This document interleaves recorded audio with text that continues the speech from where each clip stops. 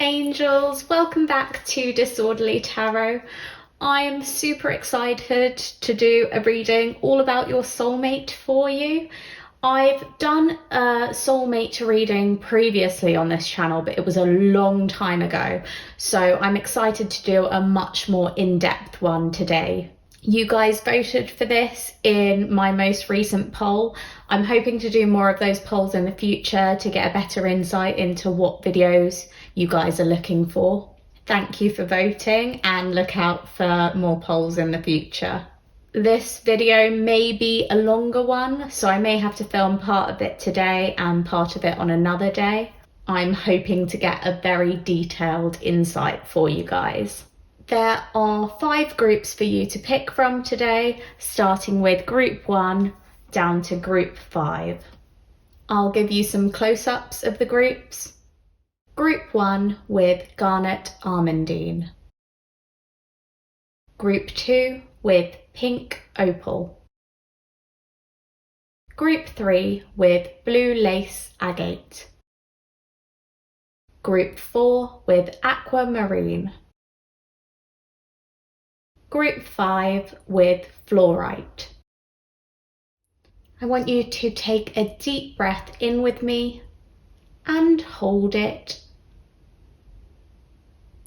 And slowly breathe out. When you're ready, choose a group. If you need a bit more time, feel free to pause the video here. And once you've selected your group, scroll down to the description box or the comments and choose the appropriate timestamp.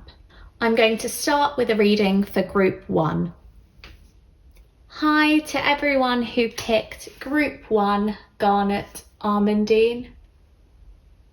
I'm going to pop your little crystal up in the angel wings and it can remain there for the reading. And then I'm going to have a look at your card. A powerful, energizing and regenerating stone. All garnet stones are said to inspire love and devotion, removing inhibition and improving confidence. Almondine garnet is especially effective in providing strength and stamina. So group 1, as I said in the intro, this is going to be a rather long reading. I've got my notebook here, so I'm thinking of popping down key attributes that come up in the cards, just so that we can remember everything that we learned in your reading. I'm going to do this for each group. But what we're going to look into today is what your soulmate's like, how they see you, how you meet, what your situation is like when you meet, how you can attract them, what your relationship is like, and clues that it's them. So we're going to start with what your soulmate is like, and I've selected an Oracle of the Roses card, an Animal Spirit card, and also a tarot card that is the Everyday Witch Tarot. So your soulmate. We have the Innovator. We're going to put your soulmate on this side because later I'm going to look at how your soulmate sees you too. And next we have Deer. And lastly, the King of Swords to represent your soulmate. Okay, we're getting very interesting energies already. So with the Innovator, I'm seeing someone who is very creative, has a lot of ideas, someone quite intelligent and very witty and quick thinking. That's what I'm seeing so far. With the King of Swords, again, that reflects someone full of wisdom, someone very intelligent and knowledgeable. So I think your soulmate is likely quite highly educated. They may have a lot of degrees, or they may have just done a lot of research in their particular field, or they may just have like a very good general knowledge. You know, the kind of person that you want to bring along to a pub quiz because they know all the answers and they know all sorts of random facts. That's what I'm getting from this person. Let's have a look at what the Animal Spirit guidebook says for Deer so that we can get a bit more information. Loving, intuitive, graceful, the mother. The deer represents the feminine aspects of earth energy. This energy is available to all creatures, regardless of gender, but is especially potent in new parents. During the first few days, they are fully present, nurturing, and calm. Their inner beauty radiates, and a sense of grace calms the room. A deer personality affects others in this way, drawing them toward a quiet tenderness. The deer card may appear when a birth or celebration of new life draws near, or when a situation calls for absolute gentleness and compassion. Okay, so I'm seeing that your soulmate is someone who is extremely compassionate and very caring and nurturing. I think they're going to be very loving and warm and graceful too. I see someone who's very elegant and eloquent as well. I think they are very good with words. They may even be into like creative writing, or they just read a lot.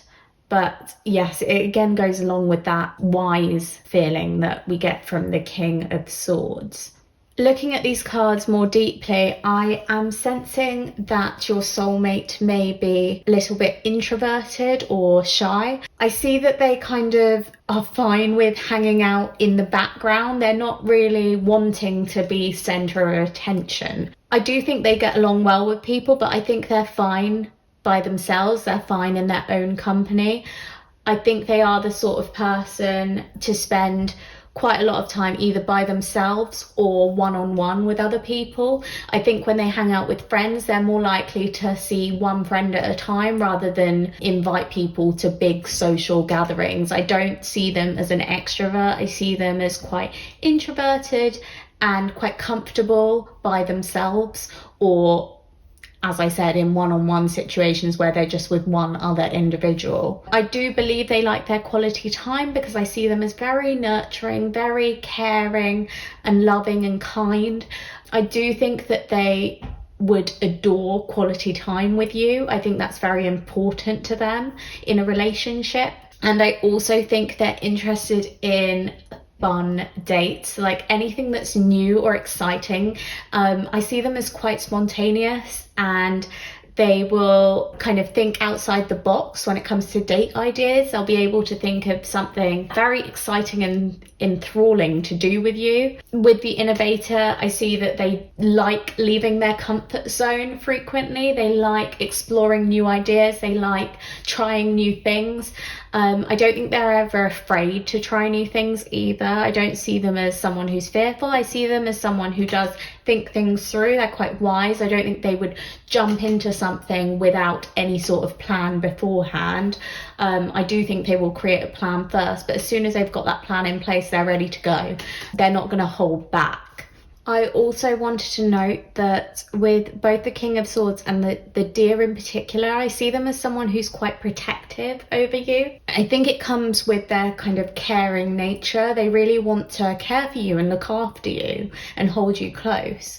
I don't see it in an overbearing way. I very much see it in a just, they care so much about you. And even though they're quite quiet in social situations, I think if anyone stepped out of line and tried to deceive you or be cruel to you, they would be very quick to jump to your defense.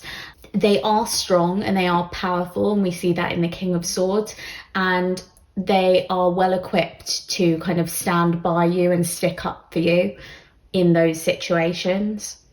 Next, I want to look into how your soulmate sees you, group one. So I've got similar cards to reflect that. First, we have the Hero, followed by Moth, and finally the Eight of Wands. I like that the Hero is the sunburst rose in the pack, because I kind of feel like they see you as a big yellow sunflower. They see you as something so bright and so just like a ray of sunshine. I think they're so excited to meet you. Like when they meet you, it's like everything else fades away and you take up their whole world. They're kind of completely entranced by you. I do think They see you as having a tendency to get a bit out of control at times, or I don't know what exactly this is referring to. It could be your emotions. It could be that your moods change very quickly, and at times your person finds it hard to keep up with those. Your soulmate might struggle with that because I see them as quite logical rather than emotional. Even though they are caring, I think their mind wins over their heart quite a lot. And as they have such a logical, kind of grounded perception of the world, when your mood changes quite quickly, I think they might struggle to keep up with you, because you kind of race ahead of them in terms of emotion. However, it may be that you're more out of control in your lifestyle. So you may be someone who doesn't like to follow a strict regime or routine, and instead you like to take life kind of as it comes, and each day you like every day being different. You like doing new things constantly, and they do like that about you. I think that's what they're attracted to in you, because they are an innovator. They like new things, they like change, and they see that a lot from you. Like, each day is completely different with you, so they can't ever get bored of this relationship, and I think that's how you two work really well together. I think that's why they're your soulmate. We'll have a look at the moth in the Animal Spirit Guidebook, because I want to know a little bit more about that. Impulsive, hasty, wishful. The moth is sure the grass is greener on the other side. Moth energy is at play when we're attracted to easy solutions or anything shiny and new. This can lead to unfinished projects, disappointment, or burnout. It's helpful to remind moth personalities that life is complex. No matter the illusion, no one is exempt from the trials and tribulations of this great journey. Practice seeing life as an infinite mystery rather than wishing it was easier or different. That kind of reflects what I was saying. I think they see you as quite jittery, full of nervous or excitable energy. You move on to new things very, very quickly. Like, I think you get bored very easily, or at least that is how your soulmate sees you. That may be a factor in your relationship. I'm wondering if they do grow concerned at times that you could leave them, or get bored of them, or get tired of the relationship if they don't keep up with inventing new things all the time and keeping you interested, really. But I feel like that should be a breeze for them, because they're coming up as the innovator.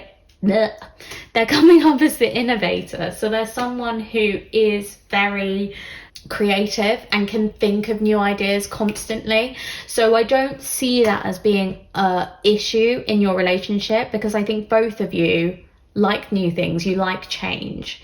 The description of the moth is a fairly negative one, or at least that's how I read it. I see it as someone who's quite, I used the word jittery earlier, someone who can't sit still, someone who needs movement, needs fast movement, to the point that it gets kind of out of control at times. And that's what I'm seeing in this tornado too, in the Eight of Wands. Like, I think your life may have a tendency to get out of control, and it's almost because you're always seeking adventure, you're always seeking excitement, you're always seeking new things. And I think that's just your personality type. That's the way you are, and that's nothing to be ashamed of or afraid of. It's just who you are, and it's something that your person really embraces about you, which is great, because something that a lot of people may see in a negative light, your soulmate is seeing it in a very positive light, and it's working so well with them. And I think they are grounded enough that they can ground you, and they kind of balance your relationship out. You bring out the best in them because you bring out this innovation and this passion for creativity, and they bring out the best in you because they can bring you back down to earth when you're kind of flying away, when you're losing yourself in any sort of commotion. They can help you and ground you and stabilize you. It's more of that kind of earth energy that we've got here. Straight off the bat, I'm seeing earth energy and a little bit of air energy on your soulmate side. And I'm seeing more air and fire energy on your side. I do think with the hero, your soulmate really looks up to you. They're very proud of you, and they see you as a very strong character who is able to look after yourself and is completely fearless. I think they see you as someone who is just so radiant and so fearless and so strong and powerful, and they really look up to you. I definitely see you as more extroverted than they are. I think you kind of don't mind being center of attention from time to time. I see you as quite a loud personality, whereas they're coming across as quite quiet, but they love that about you. Like, they almost wish that they could be like that, but they can't. But they love that they have that in you and they look up to you. Like, I just see them, okay, I'm seeing kind of like a social event. Like, I'm seeing you and your soulmate with a group of friends down at the pub, and you're all chatting and you're telling some like ridiculous story, and everyone's kind of listening into you, and it's just so exciting. And your soulmate is kind of watching all of their faces and they can't take their eyes off you, and they're just looking at you in like complete adoration. They have so much respect for you and they just think you are incredible. Yeah, they really look up to you. I also want to note that perhaps you do charity work in your free time. You might volunteer, or you like giving advice to people, or you like helping people, and they really admire that quality in you. They see you as like a hero, someone who tries to save others. And I think deep down they have a similar quality in themselves, because they're very caring and they're very protective. Like, they want to help their friends and family. They want to help their loved ones. They want to see them succeed. And they have noticed that you are very much the same in that way. You like to help people and you get a thrill out of helping others. Even if you can't help yourself, even if you're lost yourself, you still will go out of your way to help other people. And they love that generosity and kindness in you. They really, really admire it. I think you are a lot of fun. I think with those yellow colours and the wands fire energy, I'm seeing you as someone who's a lot of fun and very funny too. And I think you make your soulmate laugh a lot. But I also see you as the hero, as being very resilient. Like, perhaps you've had to face a lot of hardships in the past and you've always kind of come out on the other side smiling. And they just, oh my goodness, there's so much like adoration that your soulmate has for you. They see you as just this incredible human being. And despite you getting a little bit ahead of yourself at times and a little bit out of control, they just see you as like a fireball of energy. Like, so much is whirling around inside you, and you have the ability to inspire the world and to lead the world. That's how they see you. Like, wow. They see you as an inspiration. And they care for you so, so much, and they feel so protective over you too. And they don't want you to have to face any more hardships in the future. They want to unburden you. They want you to feel light and airy and happy, because they see you as a sunflower. They really do. Yeah, just absolutely beautiful. Next, I thought I'd get a couple of cards to signify how you meet your soulmate. So I've got the White Numen Tarot here, and then I've also got Wisdom of the Oracle. So first we have the Eight of Wands.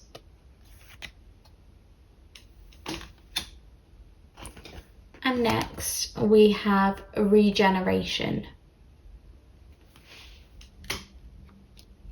This makes a lot of sense in your life, because I'm already seeing you as kind of like, whoa, out of control, life is crazy. It doesn't slow down for a second. But with the Eight of Wands, it's all about fast movement. So I think at the time that you meet your soulmate, your life is going to feel like it is moving incredibly fast. And you almost want it to just slow down a little bit, but you can't. And with regeneration, I think whatever this fast movement is, it's causing this huge change, this huge transformation in you. And I believe you're getting to a time where you feel like you need to be a new version of yourself, and that's when you're going to meet this person. Just as you've started rebuilding yourself, and just as you've started recreating a new version of yourself, that's when you're going to meet this person. So it may be that your world kind of comes crumbling down first. Something shakes you to the core. That's what I'm feeling. Like, perhaps it's the end of a significant relationship, or perhaps even you may be mourning the loss of something. But it's in that time that you get yourself back up, you act as the hero, you get yourself back up off the ground, and you decide to carry on fighting and move on, and you decide to heal from the situation and be a new version of yourself. And at that moment, when you're forming the new version of yourself, that's when your soulmate is going to enter your life. That's when the innovator just comes forward, and that's when you will meet them. So it will be during a time of significant change and things moving very, very quickly. So perhaps you're going very quickly from one job to the next, or perhaps you find loads of new people are coming into your life and you're suddenly dating a lot of different people, or perhaps you're suddenly meeting a lot of new people. So you might be invited to wedding after wedding after wedding, like friends' weddings, and suddenly you're just surrounded by all these new people who you weren't meeting before, because earlier your life was a lot more stable and a lot slower pace, and then suddenly it's just like, whoa, where is all of this coming from? And then boom, you will meet your soulmate in that moment. Okay, so I think we've already got a little bit of a hint of it. But next, I wanted to have a look at what your situation is when you meet your soulmate. So, group 1, we have a couple of Moonology cards, and then we have an Archetype card. So let's start with the Moonology. We have the energy is gaining momentum, waxing moon.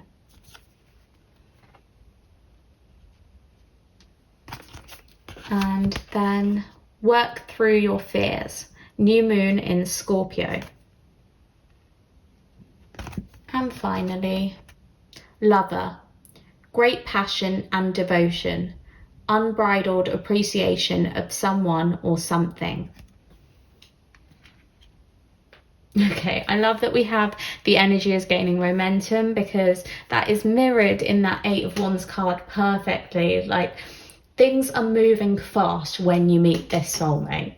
You're going to feel a little bit uneasy. You're going to feel a bit like you don't have a moment to rest. You don't have a moment to sit down. Maybe your work life is very hectic, and at the same time you're meeting a lot of friends in your free time, and you're seeing your family, and there's just no time for anything else. You feel like your schedule is packed. And I think at first, perhaps it's frightening for you, this like fast-paced movement, because perhaps you've not been living a life so fast-paced for a while now. Maybe things are quite slow and steady and safe in your life at the moment, but at this time it's not going to be. It's going to be moving fast. It's going to be hectic. You're not going to be able to take control of it or slow it down. You've just got to ride the wave. I do think that something huge happens that is in a way devastating for you. I don't think it's all good. I think there is something that kind of comes crashing down in your world, a bit like a tower moment, where you feel unstuck and unstable and insecure. And what you need to learn from it is you need to work through your fears, work through that anxiety that you're feeling, and rebuild. Build something new, build stronger foundations. Make sure that you're making yourself happy again, and you're doing what makes you happy, because maybe that's the cause of this tower moment in the first place. Maybe you weren't truly happy with things being so slow, and that's why something comes into your life to change everything. I do see that with the lover, you are enjoying this new you're enjoying this new version of yourself, and you're feeling sudden passion, and you're feeling driven like you weren't before. You weren't in the past. You were lacking that. But this big change has caused you to feel refreshed and to feel anew. And suddenly you're just really appreciating your new life, how it is. And that is what's going to draw in your soulmate. That is what is going to attract them to you, because they see this new version of you and they're just like, wow, look at them. They are incredible. I want some of that. So yeah, I think that's what attracts them. They see how in love with life you are, and how proud you are of where you've got to, and how resilient you've been and everything that you've worked through. Okay, so I'm going to clear this a little bit. We're going to keep your soulmate over here and how they see you, and get rid of the rest of the cards. Okay, now I want to see how you can attract your soulmate. Let's get some tips on how you can attract them. So first we have a Sweet Dreams Oracle card. Let go. I'm kind to myself and share my beauty with those around me. I let go of self-criticism. So that's one tip for you. I think the way you can attract them and draw them in is by fully letting go, embracing yourself for your good qualities, and try not to focus on anything negative about yourself. I think perhaps you have a tendency to be a little bit of a perfectionist, but it's a time to just believe in yourself and have faith in yourself, and to instead try and focus on your good qualities. And I also have a Believe in Your Own Magic Oracle card. Stars. You can manifest your every wish. So group one, if this is the soulmate that you are looking for, someone who absolutely adores you, nurtures you, cares for you, will protect you, and is also just very wise and intelligent and helps to keep you grounded, you can manifest them. You can get whatever you want, but all it requires is some self-confidence and self-belief, increasing your self-worth, so put some effort into that, and wishing for whatever it is that you want and working your way towards that. Honestly, you can achieve anything, and that's really how your person sees you too. They see you as so powerful and capable of whatever you want in life. So think about what it is that you want, and if you need to start afresh, start anew and recreate yourself, reinvent yourself, do it. And that's going to attract them. That's going to bring them to you. I also just want to note that it says I'm kind to myself and share my beauty with those around me. So I think it is worth helping those around you as well as being kind to yourself. I think you need to find time in your life to help others, but also find time in your life to spend on yourself and to spend on self-care and treating yourself once in a while. Okay, next we're going to get into the juicy stuff and find out what your relationship is like with your soulmate. So for this, I've got some tarot cards from the Pastel Journey Tarot, and then I've also got some Affairs of the Heart cards to get a bit more info. So we'll start by turning over all these tarot cards. We have the Queen of Cups, then the Two of Pentacles, and the Three of Wands. Then we have friendship, time with friends, have fun, support. Twin flame, mirroring self, soul connection.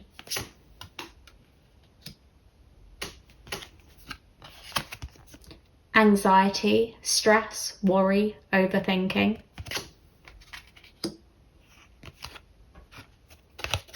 And caution, be careful, red flags, don't rush. Okay, we've got a lot of information to get through here. I don't know where I want to start. Let's start by interpreting the tarot. I love this. So the Queen of Cups is someone who is very loving, very kind, very caring, and also completely okay with being vulnerable because they're so trusting. And in terms of your relationship with your soulmate, I think you just trust each other completely. You can completely open up to each other and just be your true selves. I think you can be like really authentic with your soulmate and they feel the same way about you. There's just so much trust in your relationship. I don't see any cheating, any disrespect. I just see such comfort and such kindness between the two of you. There's just so much compassion and you really adore one another. I think the hurdle in your relationship is that it's very difficult for you guys to find balance sometimes. So even though they do ground you at times when you get kind of out of control, I think your life is extremely hectic. Group one, I feel kind of exhausted looking at this because we've got the Eight of Wands, the Two of Pentacles. Earlier we had another Eight of Wands. I think there's just a lot going on for you, and it's a struggle. It really is a struggle to keep yourself grounded because your life just moves so quickly. And I think at times you just take on too much, and I think it may impact your relationship slightly. I think it can cause your partner some anxiety. They worry about you. They worry that you're kind of overloading yourself or overworking. And sometimes perhaps, I'm not sure if you're as good at checking in with them in those times, because I see them as the King of Swords, so their communication is great. They'll be very good at reporting back to you, and you'll know what page they're on at all times, but I don't see the same for you. And as much as they are proud of everything that you're achieving, I think they worry about you sometimes, and they worry about your relationship because they want it to work out with you. They love you so much, but they also need that quality time with you, and I don't think you're always able to give it to them, and that may be something that causes a little bit of a struggle in your relationship. With the Three of Wands, I think you're someone who's constantly looking ahead to the future, and you've got a goal in sight. You've got something that you're really working towards, and I think that is what causes your life to be so hectic and so busy and so frantic. And your person respects that, your soulmate respects that, and they love that you have that drive and ambition. However, with the Three of Wands, sometimes we see people so focused on the future that they're not considering the present at all. And I think that may again be, I feel like that is the red flag in your relationship. Sometimes you are rushing so much to get ahead, to get to your goal in the future, that you're not really careful about what's happening in the present moment, and you're not careful about making sure that the other individuals in your life are getting all the kindness and respect and appreciation and time that they deserve from you.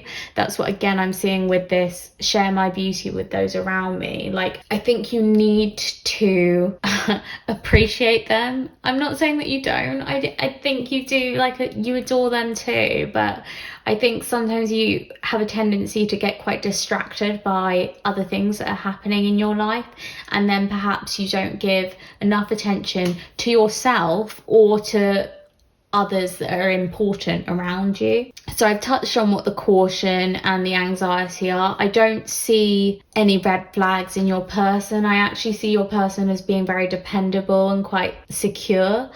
I think at times they may get stressed or have anxiety, and that may be something that you have to deal with in your relationship, something that you have to help them with. Maybe they are prone to panic attacks from time to time, but I don't see that as something that you won't be able to support them with. I think they are very open to you helping, and I think they just care about you so much. They love you so much.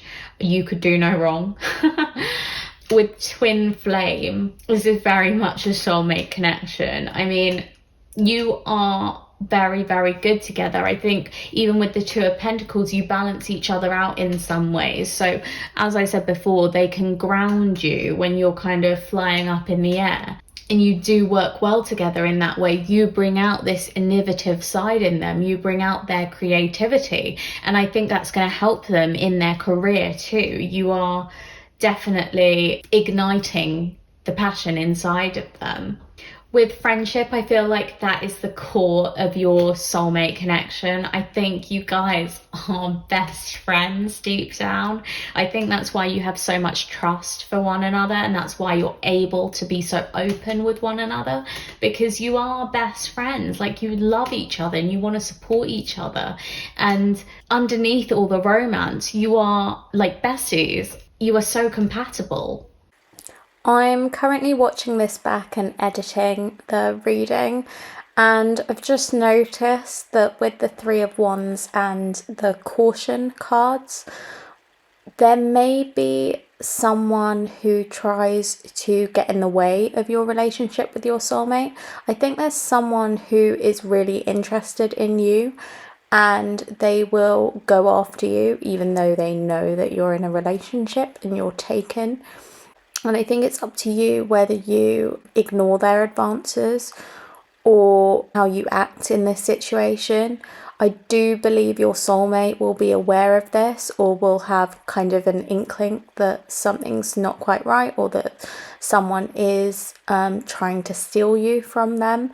And that may be where their protectiveness comes into play. That may not be a message for everyone who picked this group, but it's just something that came to me when I was looking at the Three of Wands. I just saw this kind of external party getting in the way. And also it just matches really well with the red flag and maybe that causing your soulmate some anxiety too. I want to take note of the fact that the Three of Wands can sometimes talk about long distance as well. So there may be a long distance aspect in your relationship. I don't know if there's some time that you have to be separated, or when you first meet, you have to date long distance for a little while before you live closer to one another. But there may be a long distance aspect or some kind of online communication between the two of you as well. I'm seeing that in the King of Swords too. I think because your friendship is so strong, it would be very hard for this relationship to ever break up. Like, I see this connection is staying strong for a lifetime. This may have even had like a past life relationship. Like, I feel like you've been together in another life because you pair together so well. Like, you have so many similarities, but at the same time, your differences complement one another like really well, and you balance each other out in your differences. I really don't see that caution or red flags as a worry, because I see that more as just maybe at times not paying attention to how great this relationship is and not spending enough time on it. And it's more of just like a warning to be wary of that and remember that you need to appreciate your partner if they are loving and giving and kind and making you feel good. You need to reciprocate. You need to do the same for them. And I think that's all that's expressing there. And again, with anxiety, I'm seeing that as more that may be a factor in one of your personalities. So one of you may suffer with anxiety, but I feel like the other one helps you in those moments, and you're able to help each other and get out of those panic attacks and get away from that stress. So I don't think it will be there forever. I think that's something that you can very much fight through together. Lastly, I want to take a look at some clues that you have found your soulmate. So for that, I've got a romance angel card, and then I've also got some zodiac sign charms, and then I've also got some physical attributes that we're going to look at. So these are just like little clues and hints. They're probably not going to be applicable to everyone who chose group one, so you can take them as they resonate. If they don't feel right, just leave it. It's absolutely fine. So we have a past life relationship. You have known each other before. I'm like smiling because I'm pretty sure I said this could have been a past life relationship. Like, I just feel like your bond with one another is so strong. So this is just confirmation that you have known each other in a past life. Like, you have been together before. You know how to be in a relationship with this person, and you know how to make it work because you've made it work before. And you have, I think that's why you have this like solid, sturdy friendship at the core of your connection, because you just get along so well together. Like, I think this is the kind of person that you could easily stay up all night, like just chatting to each other and like honestly like stargazing and talking about everything no matter how like weird or silly or crazy, like conspiracy theories or the universe or science or art. I think you get each other on this other level, and they're just gonna feel like they complete you. Like, you were always meant to be together, and you have been together in a past life. Next, I want to get a zodiac sign. I might get a couple of zodiac signs for your person, for your soulmate. So I'm just going to pick a couple.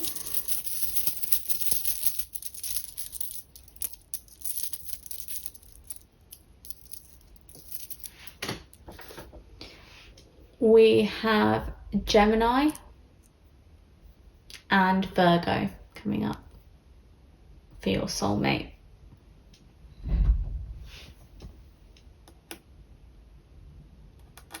So those signs could be present in your soulmate's birth chart, or they may just represent qualities that your soulmate has. So Virgos, I think of them as quite dependable, practical, perfectionists too, organized.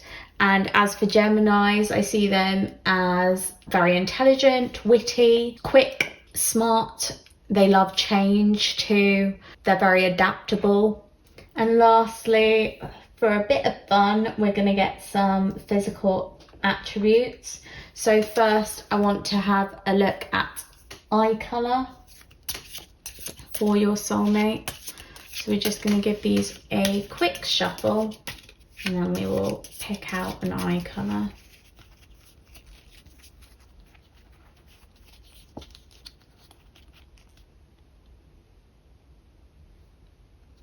This one. So your soulmate may have medium brown or amber eyes. And next, let's have a look at hair colour.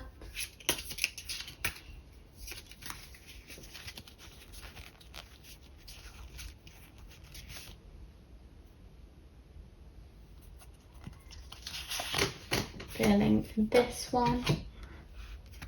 We have chestnut brown hair. So your soulmate may have chestnut brown hair. And next, I want to know what kind of clothing they wear, what their fashion sense is like. I hate this particular pile because for some reason these cards get really stuck together. Group 1 soulmate. So they like hippie or flowing clothing. That's your soulmate's clothing style. And lastly, I want to look at what kind of dates your soulmate likes going on. So let's have a look at that.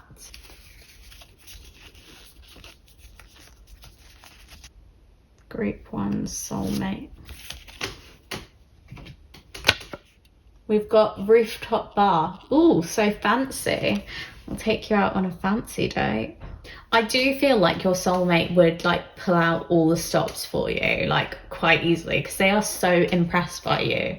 They love you for who you are. They'd want you to feel really special. So I can imagine them taking you to a rooftop bar. Like they want to do something big and impressive just for you. But it's not for other people. It's literally just for you. They want to impress you because they love you so, so much. This is definitely going to be a very significant relationship for you and you're going to enjoy it. Honestly, it seems like you guys are meant for each other and you've been together in a past life too. So yeah, it's meant to be. You are twin flames, you are soulmates, and they will come towards you.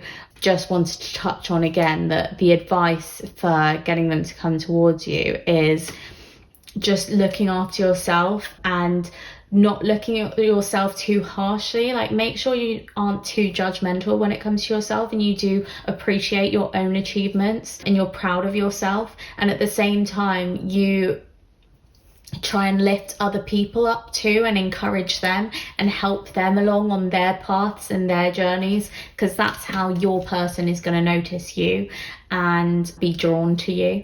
And just in case you want to take a screenshot of all the information we got from this reading, I'm just going to pop that up now for you.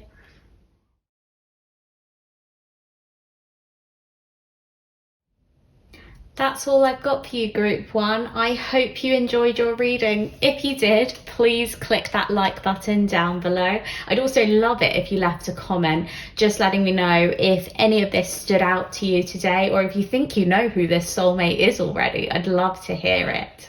Subscribe to Disorderly Tarot if you haven't already.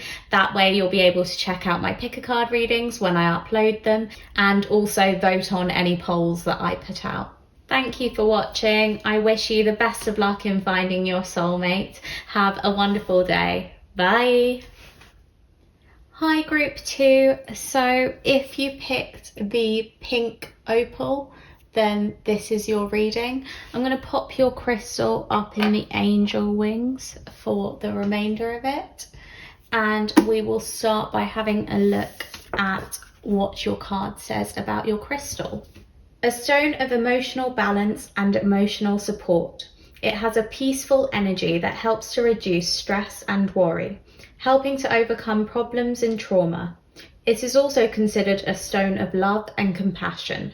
As I said in the intro, this is going to be a rather long reading. I've got my notebook here, so I'm thinking of popping down key attributes that come up in the cards, just so that we can remember everything that we learned in your reading. I'm going to do this for each group.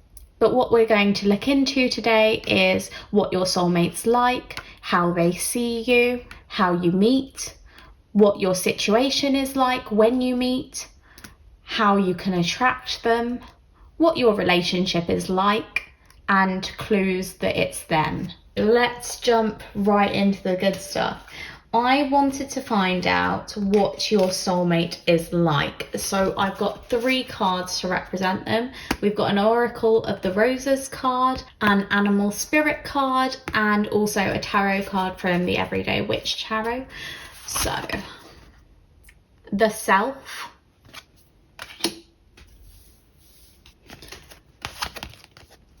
Wolf,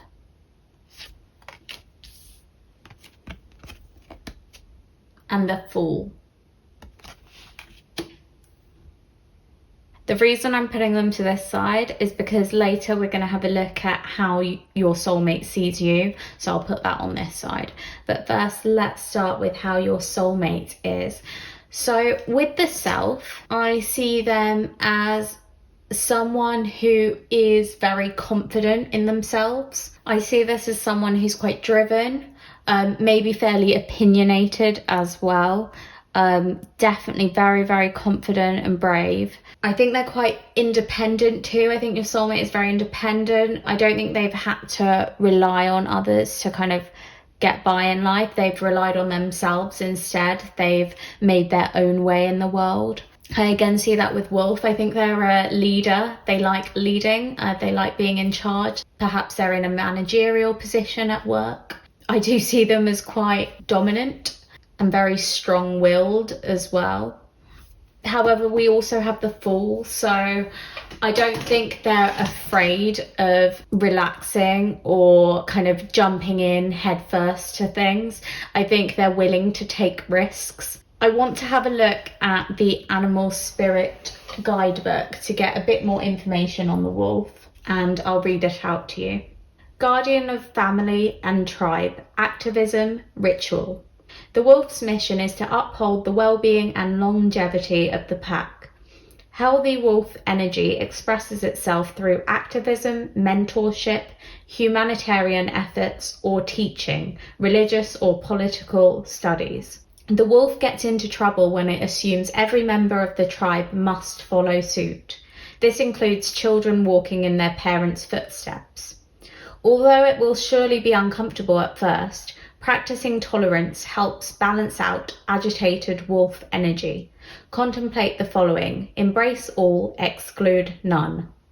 I just want to note that it also says that when in balance, wolves are fearless, and the Fool is certainly fearless, so that's making a lot of sense already. I think this is someone who is very reliable and also a great leader, a great teacher too. However, at times they can be judgmental, or as I was saying earlier, very dominant. Like, they like being in that leadership role, and if someone tries to lead them, they may be less tolerant of that. I see them as very headstrong, definitely. However, they have so much courage and so much perseverance. Like, they really do have the ability to do anything and to go far in life. I really think that they will make a name for themselves out there in the world.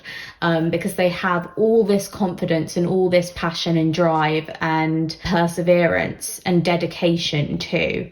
I think they're very dedicated to their goals and what they want in life, and they know when they want something. So I'm interested to see how they see you, because I think they know that they want you. When your soulmate comes into alignment with you, it's going to be very much like they are so drawn to you and you are what fits perfectly into their life, because they wouldn't settle for less. They're definitely not the kind of person to settle. I also just want to note that I kind of see them as quite fiery too. This element up here is actually earth, but I see, especially with the self, more of that kind of Aries energy. Someone who knows what they want and is very passionate and driven and will go for it, and is quite competitive too. And I see that with wanting to be a leader and wanting to stay on top. So far I'm seeing some kind of like earth and fire energy. I do see that they may be quite stubborn or set in their ways. However, I also notice that they're very disciplined and they know what they want and they will strive hard to get it. They don't give up easily, and they are definitely competitive too, and not afraid of anything. They're not going to be put down by anyone who's competing against them. They have all the confidence and all the ambition to believe that they can be top dog, that they can be leader of the wolf pack. Next, I've got some cards to see how your soulmate sees you, group 2, how they envision you. So we've got the same kind of cards as before. The Priest,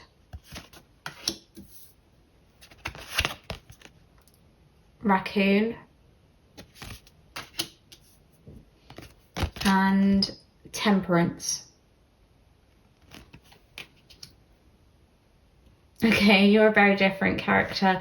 I do see them as quite extroverted, just because they're so sure of themselves. You're coming across as the more introverted personality here in this connection, or at least that is how your soulmate is seeing you.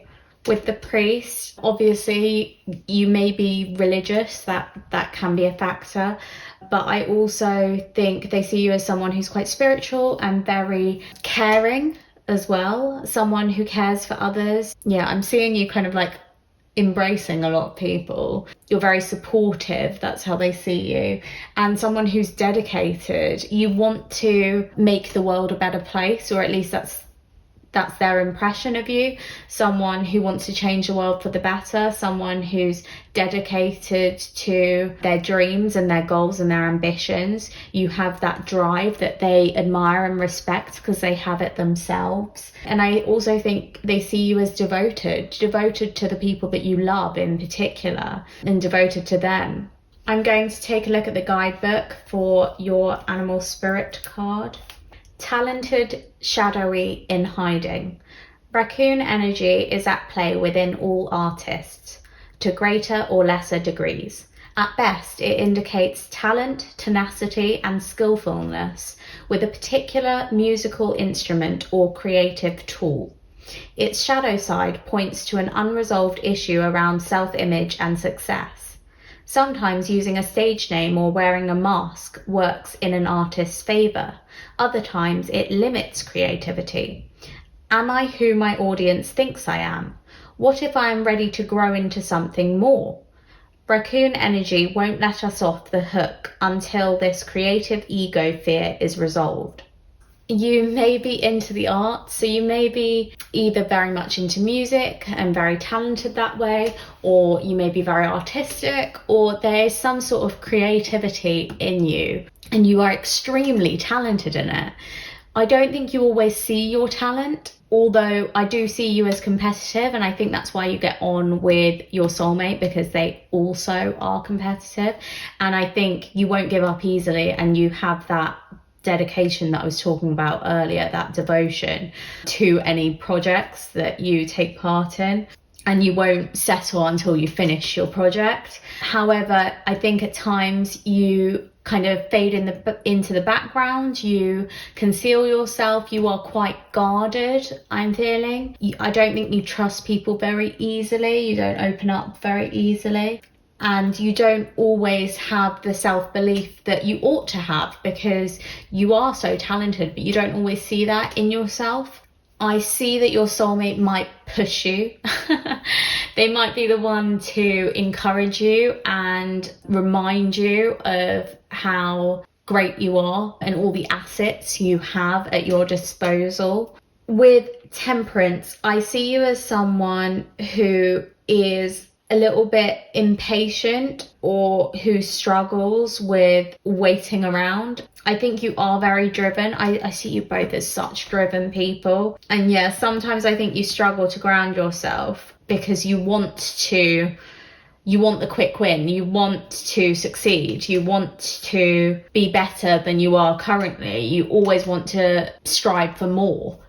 But yeah, I'm really not surprised that this person is your soulmate because I'm seeing kind of so much mirroring between the two of you. Like, they're kind of fearless and a little bit foolish, naive almost sometimes, and you are so impatient and you want to rush ahead into things at times, but then you're both also very driven and ambitious and competitive. So I do see kind of the mirror image in each other. You're just a quieter version. You're more likely to stay in the background and try and get ahead that way. I think you're very perceptive and you like watching people and observing them and figuring out, it's almost like a cunningness, figuring out how to get ahead from the background, from the sidelines, whereas your soulmate, I see them as more upfront and more obviously competitive with their competitors. Like, I think they will go up to them and be like, come on, let's play a game, I'm gonna win. Whereas you'll be like figuring out how you can win in the background and then you'll surprise them last minute by winning. I just see you as different in that way. They're more extroverted and you're more introverted. I think you use your brain a lot more. You're just a lot more logical in how you want to compete, how you want to get ahead, how you're going to accomplish your goals. Whereas they just go out and try things and take action to achieve their goals. You do a lot more planning. There's a lot more strategy here.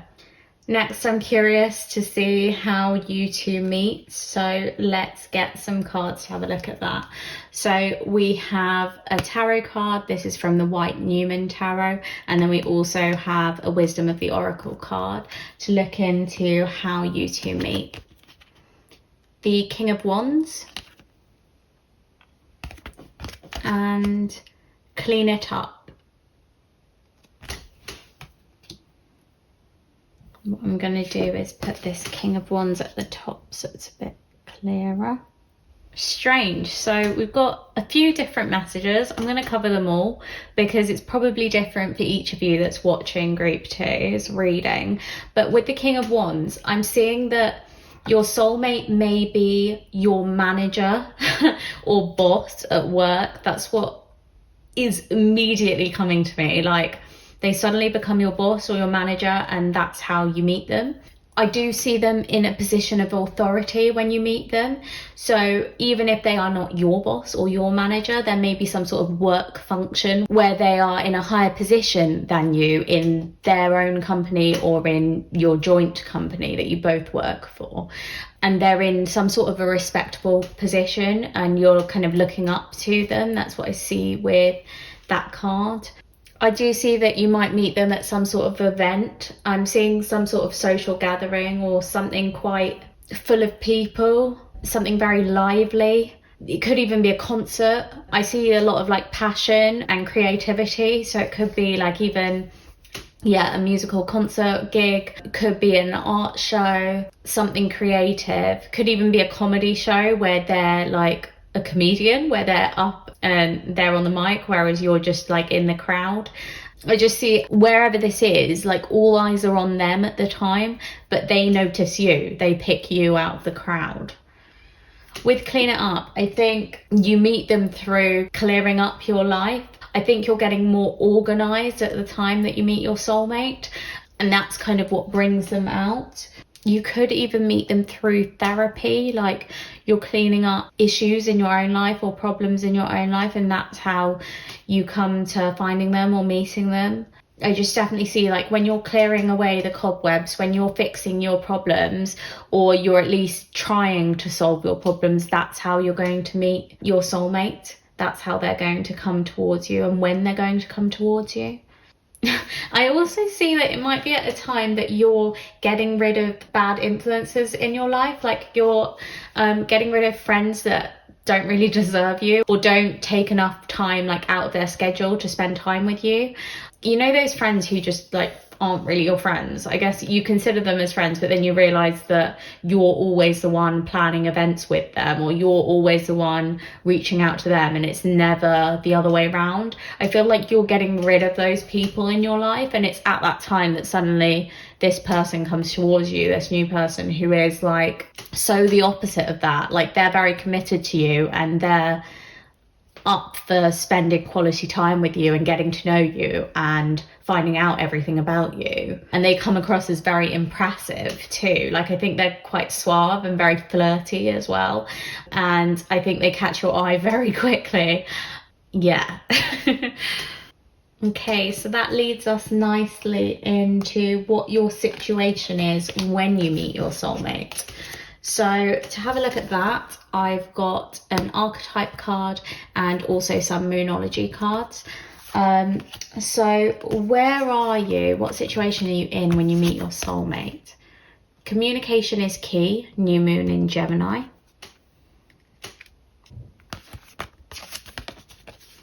The answers you need are coming, full moon in Gemini. We've got Gemini twice.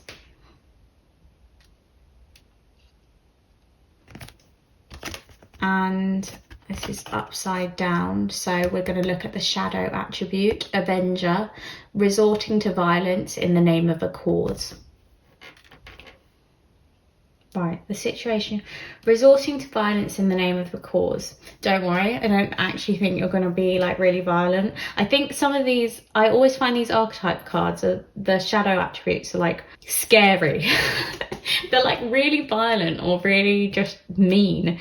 So I like to see them in kind of like a lesser extent, but still take ideas from it. So I think it might be at a time that you're just really annoyed with some sort of, I'm seeing it in loads of different scales. So it may be, like, on a big scale, some sort of worldly issue that you're just annoyed with, and you're, like, fighting for a cause. So, you know, if you're thinking something is really unjust, and yeah, you're fighting for it. So maybe you've, like, created a petition that you're getting people to sign, or you're doing some charity work, or there's something you really believe in that you feel that, like, not enough people are standing up for or standing up against, and you want to make a difference to the world. And I think when you meet this person, you're in this mindset of, I've had enough. I'm cleaning this situation up. I'm cleaning up the clutter. I'm getting rid of it. I'm making things better.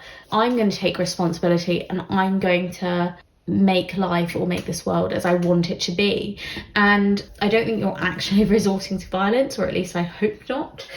But you are going to get things to where you want them to be. As an example, if you're hanging out with your friends quite a lot, a group of friends, and there's one person in that group who just constantly makes misogynistic comments, and it's been getting on your nerves for quite a long time, but you've not said anything. You've just kind of brushed it under the carpet or ignored it, and no one else ever makes a fuss or brings it up. And then one day it's just like, nope, I've had enough. I am going to bring this up. I am going to let you know that you're being misogynistic, like, and I'm not okay with that. I need you to stop. I need you to think about what you're saying before you say it.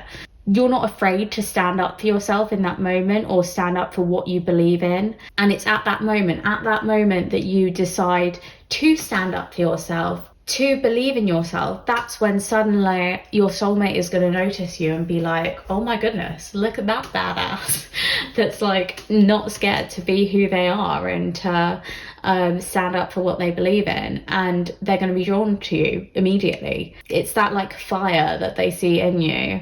I did say earlier that we've got 2 Gemini cards, so I'm seeing kind of like air energy in this connection. I don't know if that is related to you or your partner, but definite air sign energy.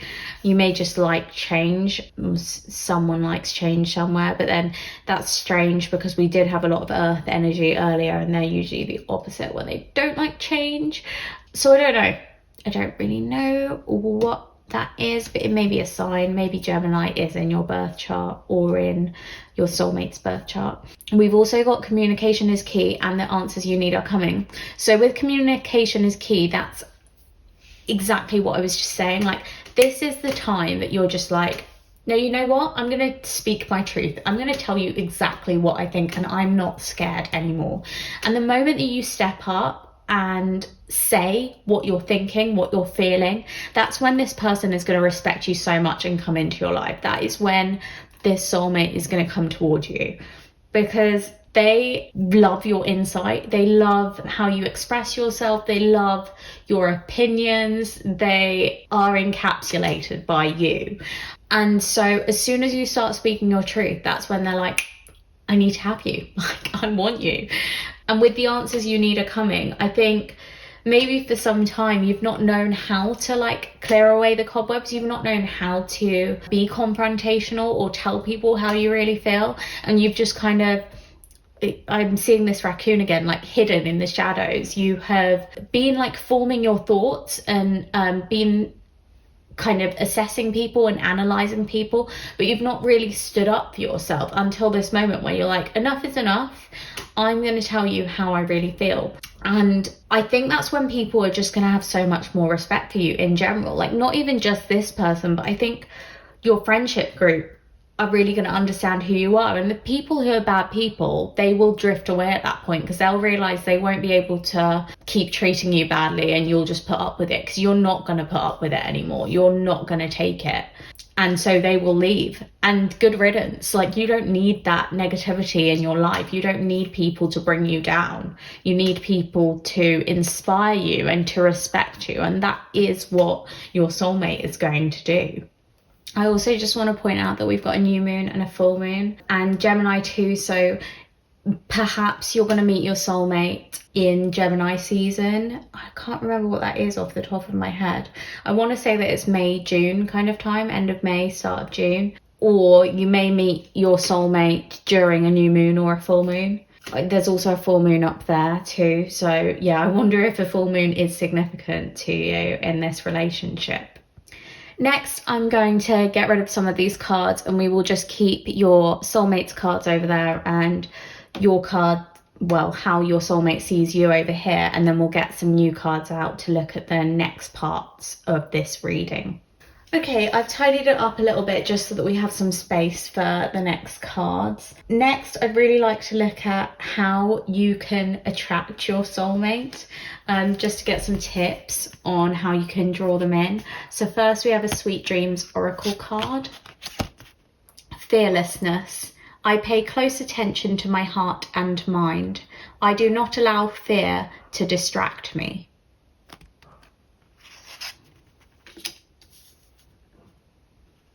And next we have a Believe in Your Own Magic card. Mural, be your own first priority. Okay, I've got loads of messages kind of flying at me. With fearlessness, again, it's coming back to this like raccoon. I think you are a devoted, kind, artistic person. And I think sometimes you get trampled on a little bit. And I think it's difficult not to kind of fade into the background as this raccoon and just be fearful, be scared, and feel like you're not good enough and not talented enough to get where you want to get to. Despite having, you do have drive and ambition, but sometimes you get knocked back by people and people make you feel less than you are.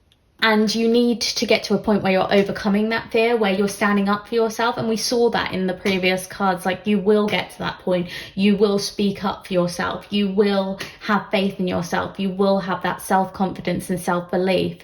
And you will stop fearing anything. And you will stop letting fear hold you back.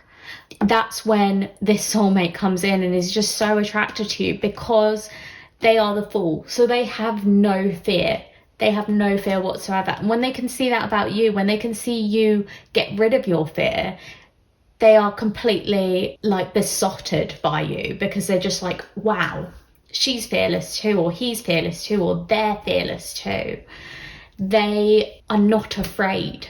And that is just so like bewitching to them. And I think it's going to be really good for you too. It's going to help you move forward. It's going to help you achieve your goals and your dreams. And what it requires is you being your own first priority. So I think you do a lot to help others. With the priest, we saw that you care about others and you want to better them. You want to enrich their lives. You want to build their confidence up. But sometimes some of those people are not good people, and they drag you down and they make you feel low and depressed and not good enough. And I think you just need to, I want to say, paint the sun back into your sky. You need to be your own first priority. You need to look out for yourself and look after yourself and put yourself first sometimes, and not always do everything for everyone else, because sometimes that leaves us kind of depleted. And I see you as kind of exhausting all your energy on other people and not getting the same in return. Like, I don't think these other people are always looking out for you or always trying to build you up in the way that you build them up. So I think the way to attract your soulmate is to look out for yourself and to put yourself first sometimes. You don't need to do it all the time. It's great that you are helping other people. It's great that you are so empathic and you want to better the world. That's a stunning quality that is worth holding on to.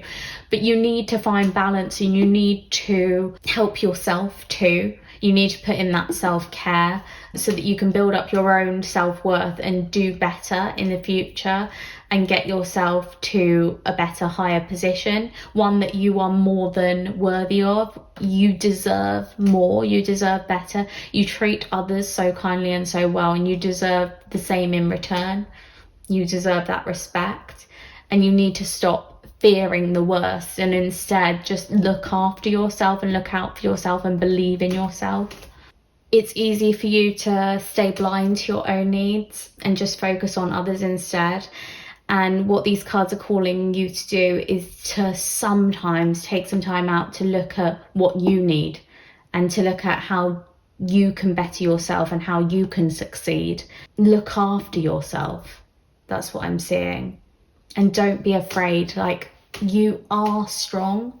Even if you don't believe it half the time, you are strong, and other people see that, and your soulmate will see that and admire that in you. I see you as very humble too. I don't think you appreciate how strong and how courageous you are. Next, I want to get into my favourite part and have a look at what your relationship is like with your soulmate. So I've got a couple of tarot cards from the Pastel Journey Tarot and some Affairs of the Heart cards to have a look at that. First, we'll get your tarot. Ace of Wands. And the Four of Cups. And then we have forgiveness, release negativity, good intentions.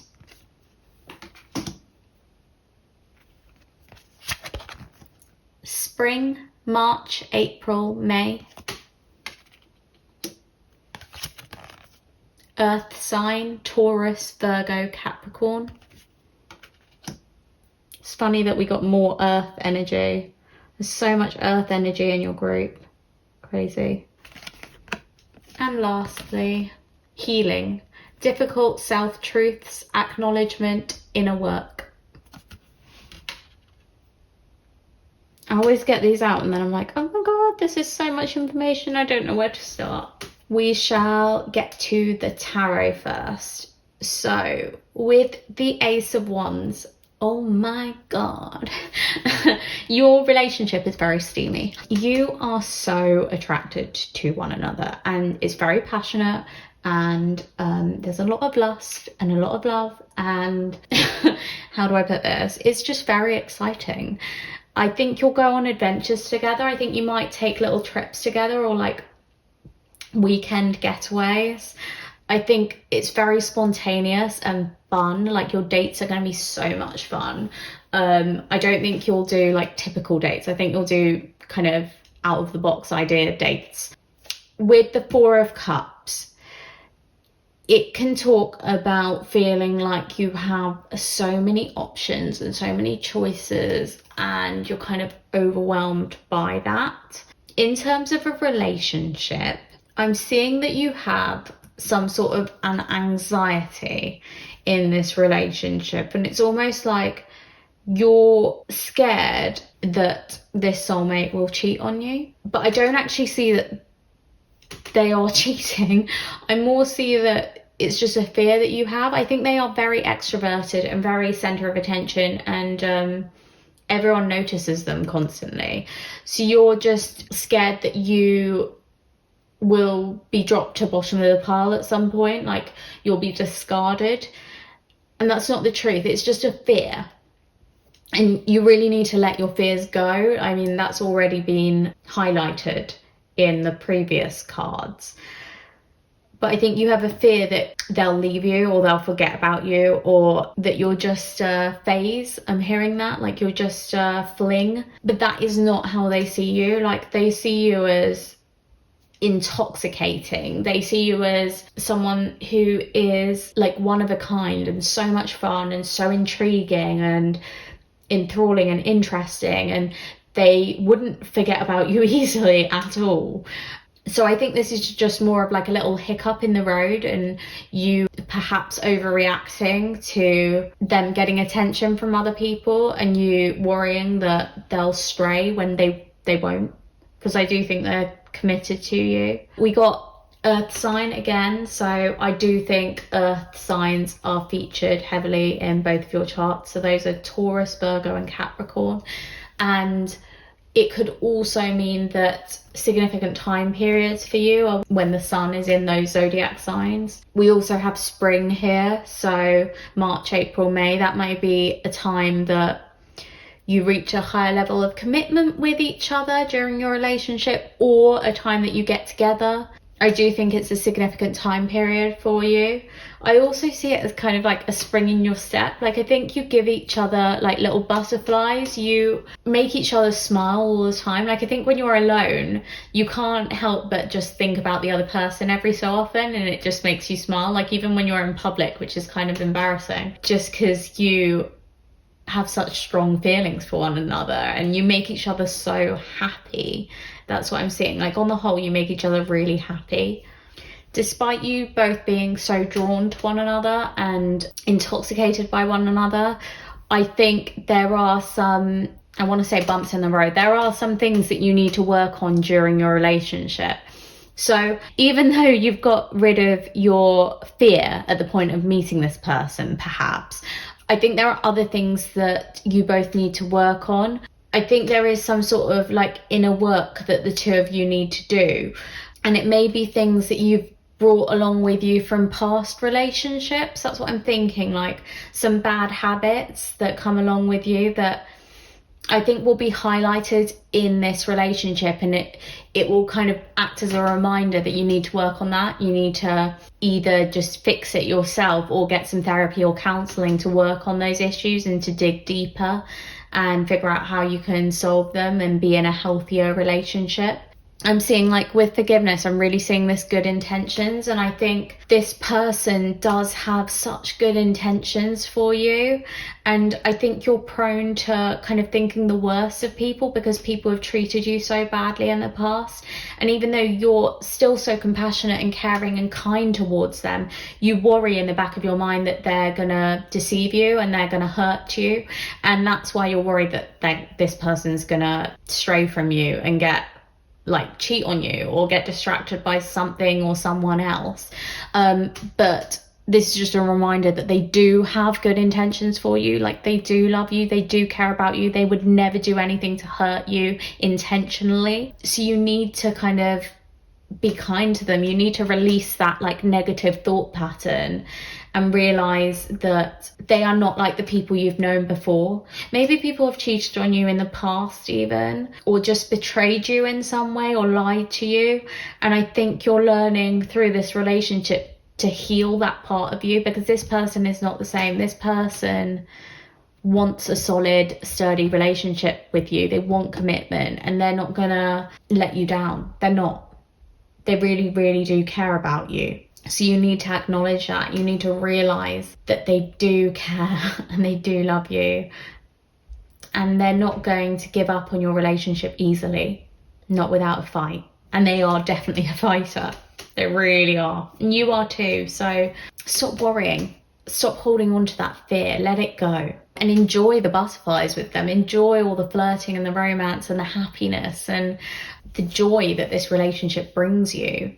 It's funny because I see both that this could be a very intense relationship at times and also very light-hearted and fun and flirty and playful at other times.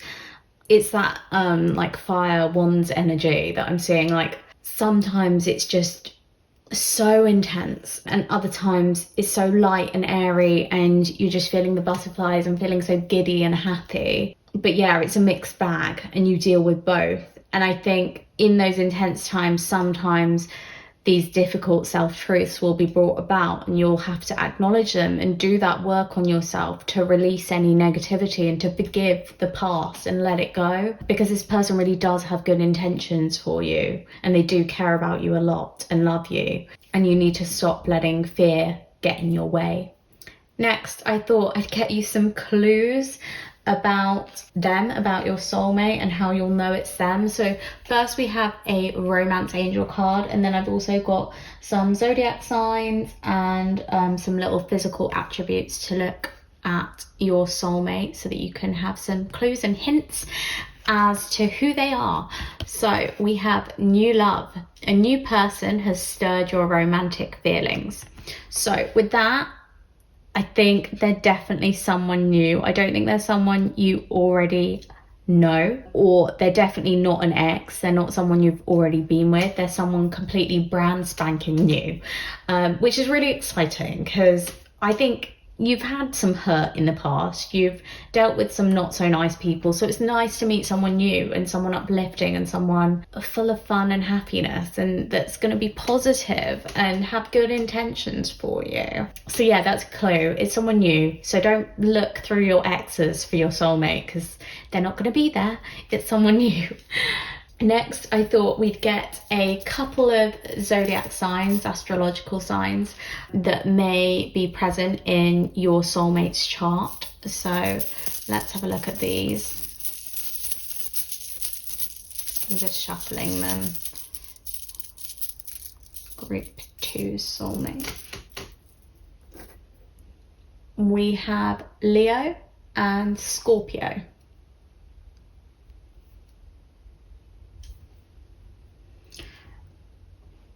So those signs may be present in your soulmate's chart. I'm really liking them because they're both like very intense, strong signs, and that just reflects this wolf energy so well. We've got a water sign and a fire sign there. So we've had earth energy, we've had fire, we've had water.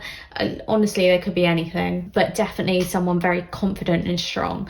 Leo represents someone who has quite an ego. So again, looking back at the self and wolf makes a lot of sense, but it's very confident, brave, bold, fearless, again represented with the Fool. Someone who's courageous, someone who's quite extroverted, quite loud, loves being center of attention, very fashionable too, and colourful, vibrant. And then with Scorpio, we have someone who is very emotional, can be guarded at times and secretive, but is also a great sleuth, like such a good detective, can figure out anything. They do like their revenge.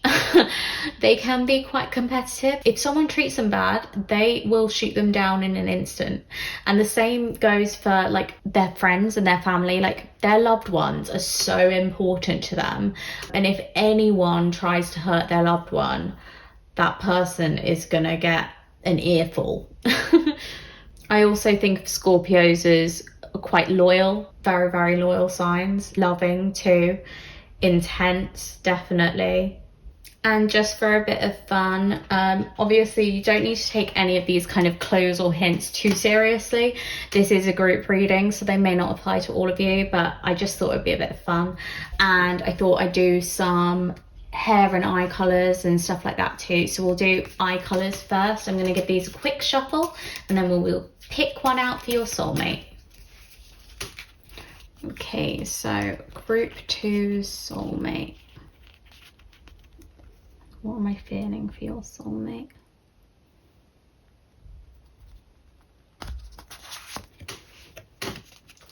We have grey eyes. So your soulmate may have grey eyes. Next, we'll have a look at hair colour.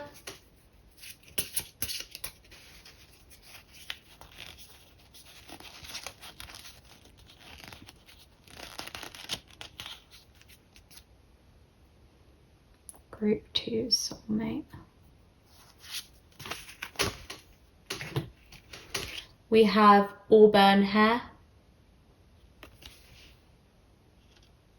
And then I like looking at their fashion style. It's like clothing, what they like wearing.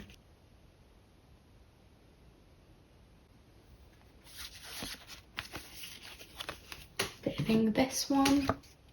We have loungewear or athletic.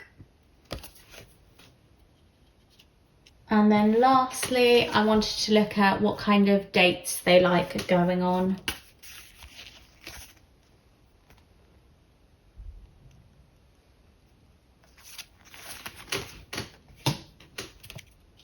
And they like dinner out.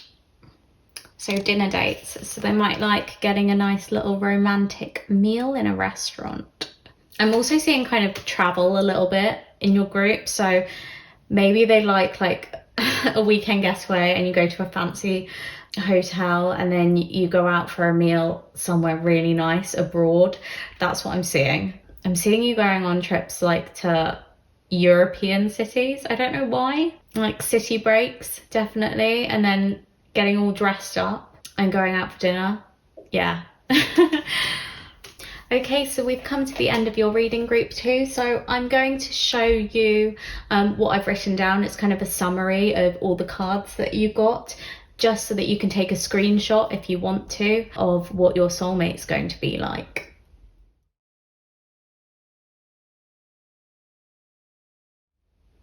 And that's all I've got for you today, group 2. I hope you liked watching. If you did, please leave a like down below. Also feel free to leave a little comment letting me know if any of this resonated with you today, or if anything in particular stood out to you that you would really like in a soulmate one day. I'd love to know if like the attributes spoke to you. Subscribe to Disorderly Tarot if you haven't already. That way you'll stay up to date with my new pick a card videos, and you'll also be able to check out any polls that I upload so you can vote for video ideas. Thank you so much for watching. I hope you meet your soulmate very soon and that you have a lovely day. Bye. Hi group 3. So if you picked the blue lace agate, this is your reading. I'm going to pop your little crystal in those angel wings up there, and then we will get started. I'm going to start by reading this little card to you. A crystal of communication and expression. Blue lace agate is believed to aid our communication in all areas. It enables us to communicate with clarity whilst enabling us to express our thoughts and feelings with love and sincerity. As I said in the intro, this is going to be a rather long reading. I've got my notebook here, so I'm thinking of popping down key attributes that come up in the cards, just so that we can remember everything that we learned in your reading. I'm going to do this for each group. But what we're going to look into today is what your soulmate's like, how they see you, how you meet, what your situation is like when you meet, how you can attract them, what your relationship is like, and clues that it's them. And now we can get into your reading. First, I've got a few cards to describe what your soulmate is like. We've got an Oracle of the Roses card, an Animal Spirit card, and also a tarot card from the Everyday Witch Tarot to have a look into your soulmate. The Outsider,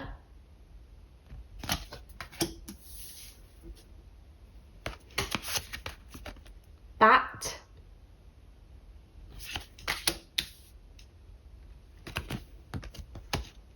and the Seven of Pentacles. The reason I'm putting them over here is because later we're going to get into how your soulmate sees you, and I want to put that over on this side. So I'm just leaving space for that. Okay, this is very interesting already.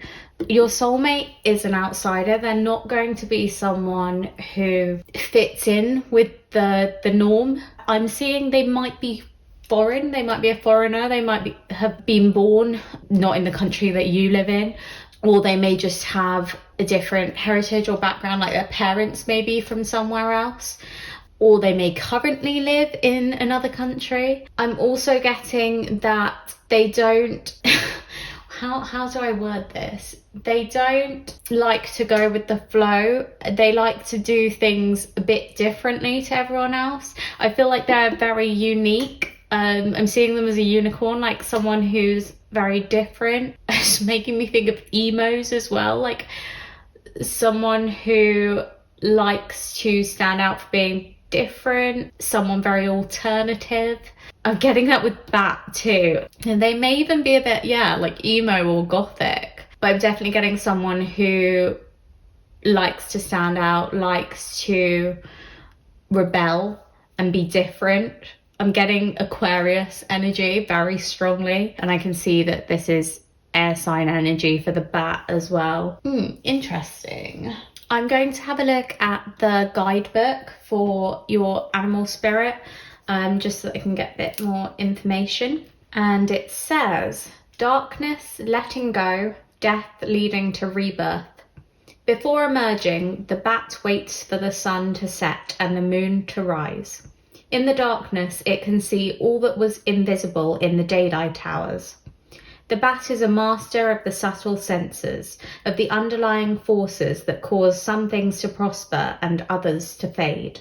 The bat card shows up to signify the ending of a chapter, the closing of a door.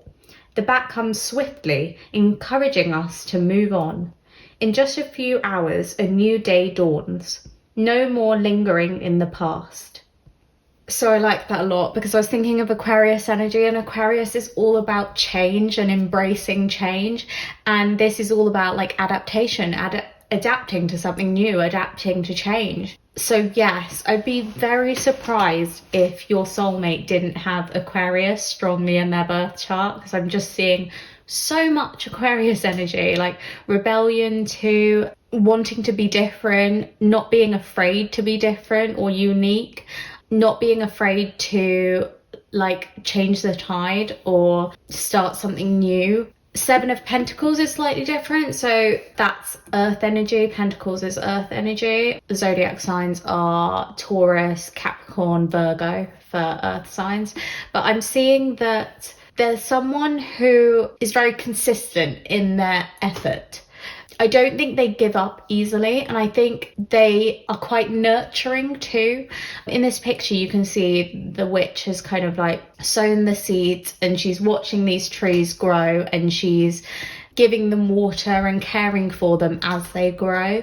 And that's what I kind of think of with the Seven of Pentacles. I think of it as like slow and steady. I think of it as adding to your knowledge and continually aiding something so that eventually it will prosper, or eventually you will prosper from it. Your soulmate has some sort of goals or ambitions for the future, and they are consistently working towards those goals. They don't give up. They will keep going. I don't think they get distracted from what they want very easily. Even though they like change, I think whatever it is that they want, they keep coming back to it, and they keep working on it, and they keep moving forward and progressing it. I do think they will be very successful, because they're both great at having these new innovative ideas and embracing change, but also good at keeping in the back of their mind what they want and what their ambitions are and working towards them consistently. I wanted to point out that with the bat, I also see them as quite inquisitive or curious. I think they're constantly looking for meaning in things and looking for the logic behind things. I think they're very intelligent too. I also think they're progressive because they like change and they're so adaptable. I think they might love technology and be looking at what's to gain from like the latest generation, the new generation, and how we can use the latest inventions to better ourselves and to better our work environments. I also see with the Bat and also the Outsider that they may be a bit of a loner. I think they're completely fine with being by themselves. They're very independent. I don't think they rely on others. They may not be very accepting of help from others too. They might find that difficult because they've always kind of had to fend for themselves and look after themselves, and they're used to that. So that may be something that they need to work on. I'm not sure just yet. We will find out later. I do see them as a bit of a rebel. Like, I see them as a little bit dangerous, but in a great way. Like, they're very smart and they know what they're doing. I don't see them as like someone who wants to hurt other people. I mean they're a little bit dangerous because they think so outside the box and they're not afraid to follow their gut and their logic and do something completely different to what is considered the norm or what other people are doing. I feel like they take you on quite a ride, quite an adventure. Next, I thought it would be interesting to look at how your soulmate sees you. So group 3, let's see how your soulmate sees you. I've got the same type of cards. We have the Creator,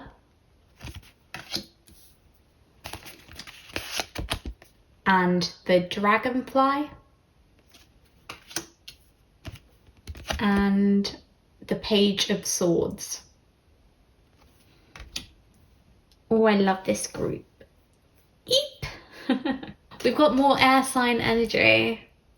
I'm sorry, you can probably hear I'm getting very excited, but I've got so much air energy in my chart. Like, my birth chart is only fire and air, really. Like, I don't have much earth or water in me at all. And I am definitely quite an Aquarius. Like, that's my sun sign, my moon sign, and also my Mercury. So I have a lot of Aquarius in me. So I'm liking seeing all this air energy, and also my rising sign is Gemini, which is another air sign. So yeah, lots of air energy. But I see these like going very well together because your soulmate sees you as the creator. So they see you as someone who's very artistic and very creative, very innovative. You're very inventive too, and I think that's why they're drawn to you, because you bring new things to life all the time. You bring new ideas to life all the time, and that's just incredible to them. Like, they're fascinated by that. I think you're very resourceful too. You're able to create something from nothing, and that like gobsmacks them. I'm going to read from the guidebook to get a bit more information on the Dragonfly. Master of light, illusion, and the mind. The dragonfly is an ancient and ethereal creature that awakens a sense of wonder in all. The dragonfly is a symbol of the mind, as it is always moving, shifting, shimmering, and changing. When the dragonfly card appears, it's worth considering the quality of your mind and perception. Are they restless or still, dreamlike or crystal clear? The situation at hand may be different than it appears at first glance. The dragonfly reminds us to calm the mind so the light of wisdom can shine through. Okay, so I got quite a lot of messages from that. I think you may be seen as quite restless at times by your soulmate. Someone who's always on the go, very busy, has quite a busy mind. Like, I think you're constantly thinking of something new and your mind works very, very quickly. I also think you may be somewhat dreamy, and that links with the creator too.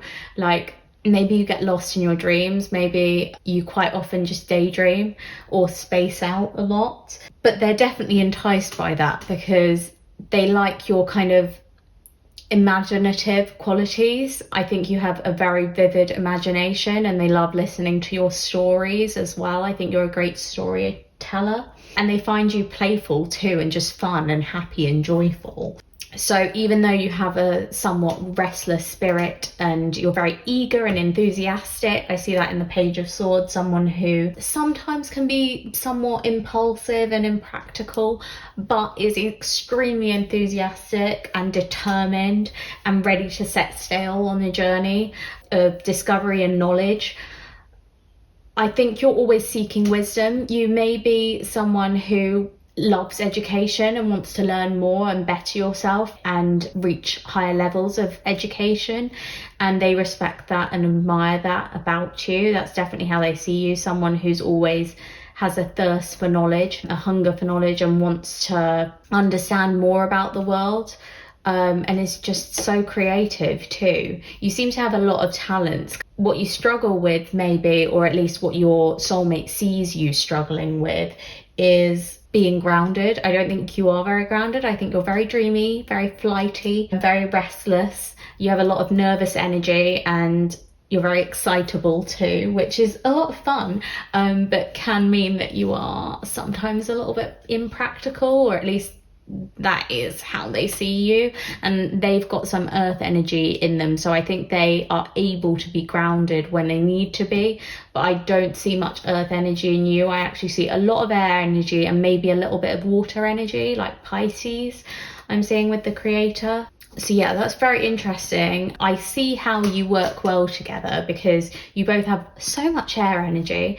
You love change. I think both of you are somewhere between kind of introverts and extroverts. I'm not seeing one of you as particularly introverted and the other one as particularly extroverted in this group. I'm seeing you both as kind of a mixture. You're able to adapt to situations very easily. I think you're able to get along with different people. I think you both are probably quite picky in your friends though, and in who you let close, just because you're both quite smart, and I think you'll know when you meet your type of person, and you'll hang on to specific people because you feel like you really get them and they intrigue you.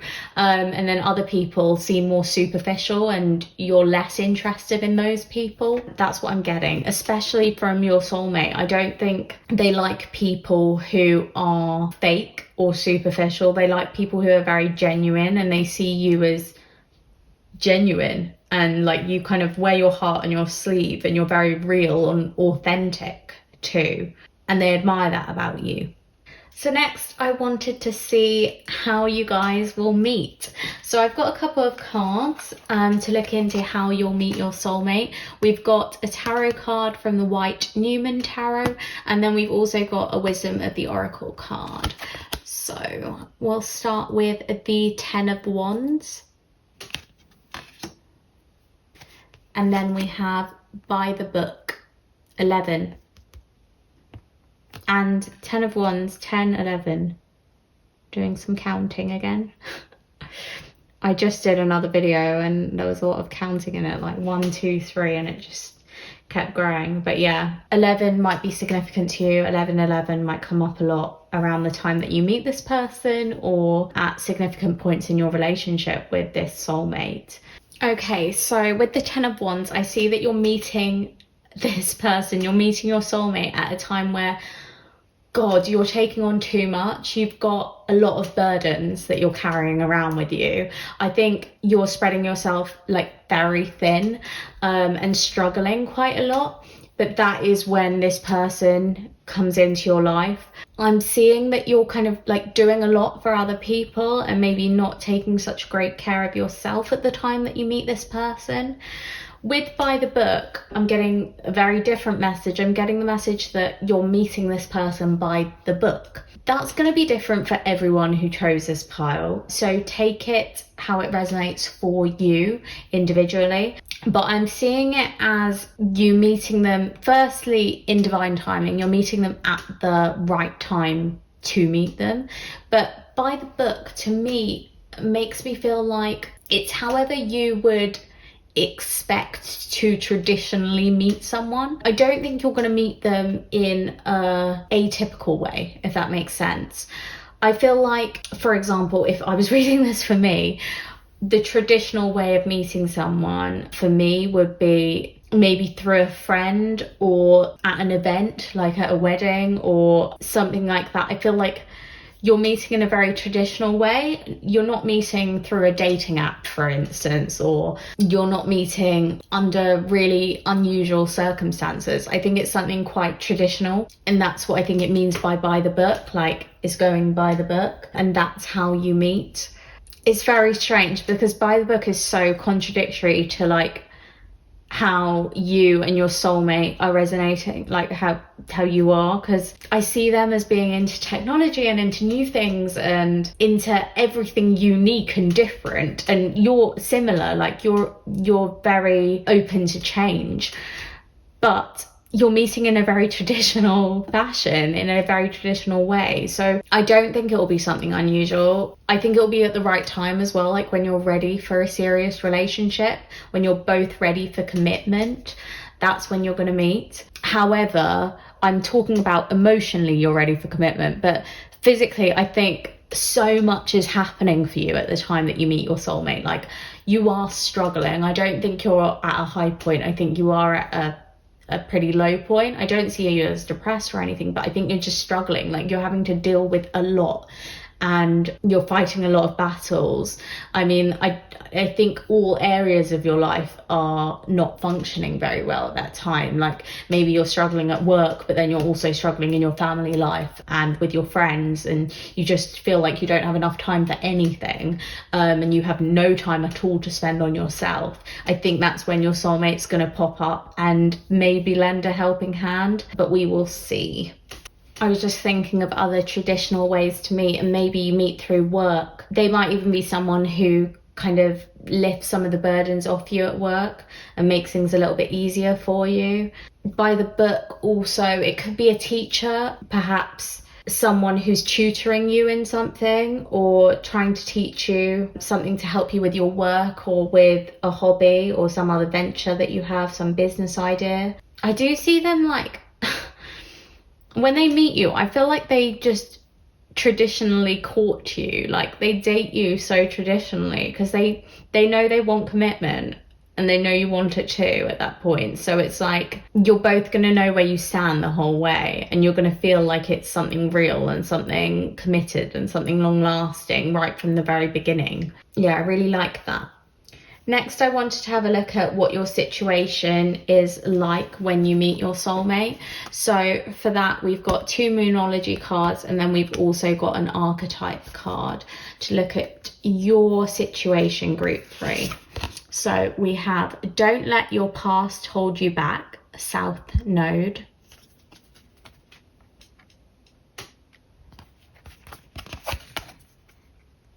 It's Time to Release Negativity, Full Moon in Scorpio. And Vampire, makes you aware that someone or something is draining your life force. Oh, that's so interesting. So firstly, I really like it. I like your little story that we've got going here, group 3. It's interesting. At the time that you meet your soulmate, you're struggling because something in your past has really affected you, it's really impacted you negatively. I think someone's treated you really badly and it's really hurt you, and it's dragging you down. It's kind of like all these snakes that are wrapped around you. It's pulling on you and kind of eating away at you. But it's time to release that negativity. It's time to let go of it. It's time to heal. And I think your soulmate is the one to make you aware of this. Like, your soulmate is making you aware that something is really not good for you. Something is eating away at you, and you deserve so much better, and they want better for you. So they're going to help you. They're going to either like confront this person and get rid of them, or they're going to protect you in some way from them. There's someone who's like acting like a vampire and literally like sucking the life out of you, draining you, or something. It might not be a person, it might just be like a career that you don't particularly enjoy, that's just like exhausting you. Or it could be like something else in your life that's just wearing you out and spreading you thin, and they want to help. Like, your soulmate wants to help you. Your soulmate wants to get you back to being this creative, enthusiastic, driven, happy person. And they'll do whatever they can to help you. But you need to play your part in it too, and just kind of release that negativity and let them help you. And don't expect them to be like people in your past. They're not. They're a new person. They're someone different, and they are trying to help you. They're trying to better you. They're not going to drag you down. I'm just going to quickly note that we do also see full moon in Scorpio. So as we're looking at what your situation is like when you meet, you may meet either in late October or early November, because that's when Scorpio is, the Scorpio season. Or you may meet when there's a full moon as well. I also feel like you're meeting when there's a scorpion in your life, when there's someone who's stung you really badly. They're kind of like your saving grace. Like, they're there to save you. They're there to help you. They're there to protect you. Yeah, I really like this person. I like your soulmate because they care about you a lot, and they want better for you than these people or these things that are not treating you right, or that are getting you down, because they see so much good in you and they know you deserve better. Like, even if it is just a career that's like really holding you back, they can see so much more potential for you, and they would like help you apply to other jobs in stuff that you are interested in fields that you are interested in and you have talent in. They just want to help. They want to lend a helping hand and like see you shine. I definitely think your person is going to help you get back on track. They can see that you're struggling, but that you just need like someone to help you, and no one's kind of stepped up to the task yet, but they are more than happy to, because they see how great a person you are, and you're like a good influence on them too. Like, they learn so much from you, and they're so intrigued by you that they love being around you, so they're delighted to be that helping hand for you. Okay, so for the next part of your reading, because I've got quite a few more cards, what I'm going to do is get rid of some of these, but I will keep your soulmate, and I'll keep how your soulmate sees you, and then we'll get new cards out. Okay, so next I thought we'd look at how you can attract your soulmate, how you can draw them in. I've got a couple of cards. We've got a Sweet Dreams Oracle, and we've got a Believe in Your Own Magic card. First, we'll have a look at the Sweet Dreams. Joy. I follow my bliss and accept limitless joy. And then we have Sword. Make the change. Okay, with Make the Change and Sword, she's literally cutting her hair off with the sword, and that's the change in this image.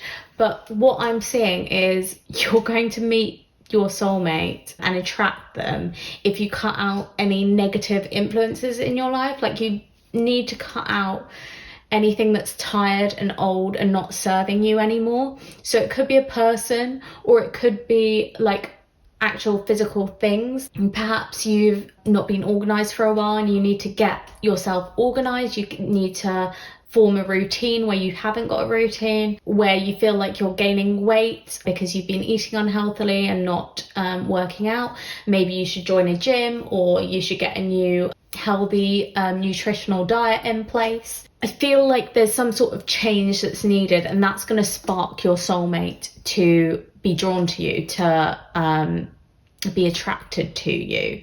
And they won't come forward towards you until you make this change, this necessary change. And you know deep down what it is. Like, you know there's something that's not serving you in your life. There's something that's not making you happy and is draining the joy from you. And usually I think you are quite a joyful person, you are quite a happy person, but there's something in your life right now that is causing you not to be as happy as you could be.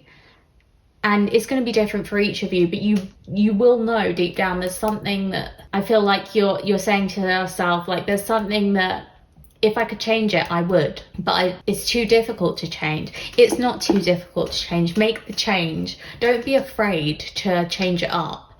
The worst that can happen is you realize you didn't make quite the right decision, but you can always make another change. You can always change to something else. Yeah, don't be afraid of change. And your person is certainly not afraid of change. They're a lover of change. I think you're a lover of change too, because we've got the dragonfly who is quite jittery and adaptable. So you're able to make the change. You just need to figure out what the right change to make is and what is draining you at the moment, what you would benefit from changing. I think as soon as you start being your happy, joyful self, this person is just going to be magnetized to you. I feel like they really love your smile. Like, honestly, you just like brighten up their day. Yeah, it's the way your eyes smile when you're happy. They just find you so cute. Oh my God. Yeah, I've got that like overwhelming feeling. It's actually making my hair stand on end, but like, they just want to squeeze you because you're just so adorable. So weird. But yeah, I feel like your soulmate finds you adorable, finds you really, really cute, and loves it when you're happy. So they'll be drawn to you as soon as you get yourself happy. And I think there is some sort of change that you can make fairly easily that would bring you so much happiness, bring you joy. You need to follow your dreams. I follow my bliss. I'm really seeing like there's some sort of dream that you have that you haven't followed, or you've been too afraid to go down that route, or you just haven't found any time to follow that dream. But I feel like this is an indication that that time is now. Like, make the change and start working on your dreams. It's never too late, but this is a signal to start now, definitely. And that's what's going to draw your soulmate in towards you too. I feel like you're quite good at wasting time away. Like maybe you're a procrastinator or something, but even though you're adaptable, I feel like you adapt to some things, but like the less important things, and the actual important things that need to change, you're not changing or you're not working on.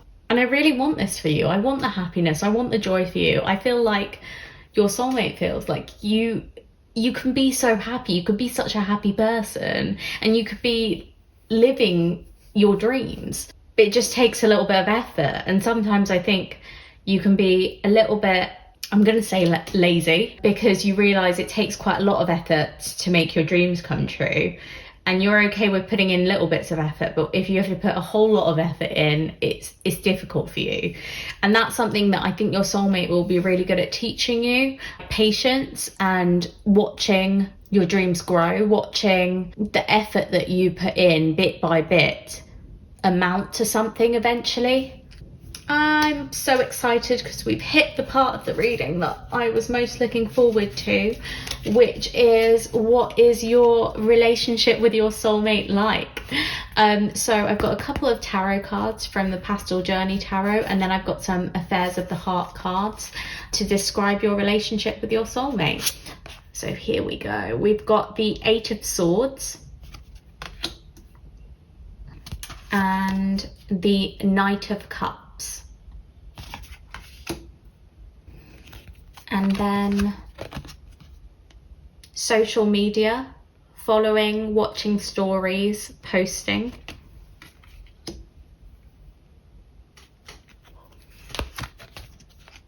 Air sign, Aquarius, Gemini, Libra. Can you believe this?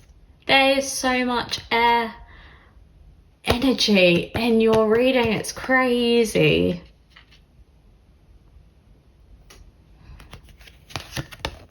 Hope, don't lose faith, stay positive.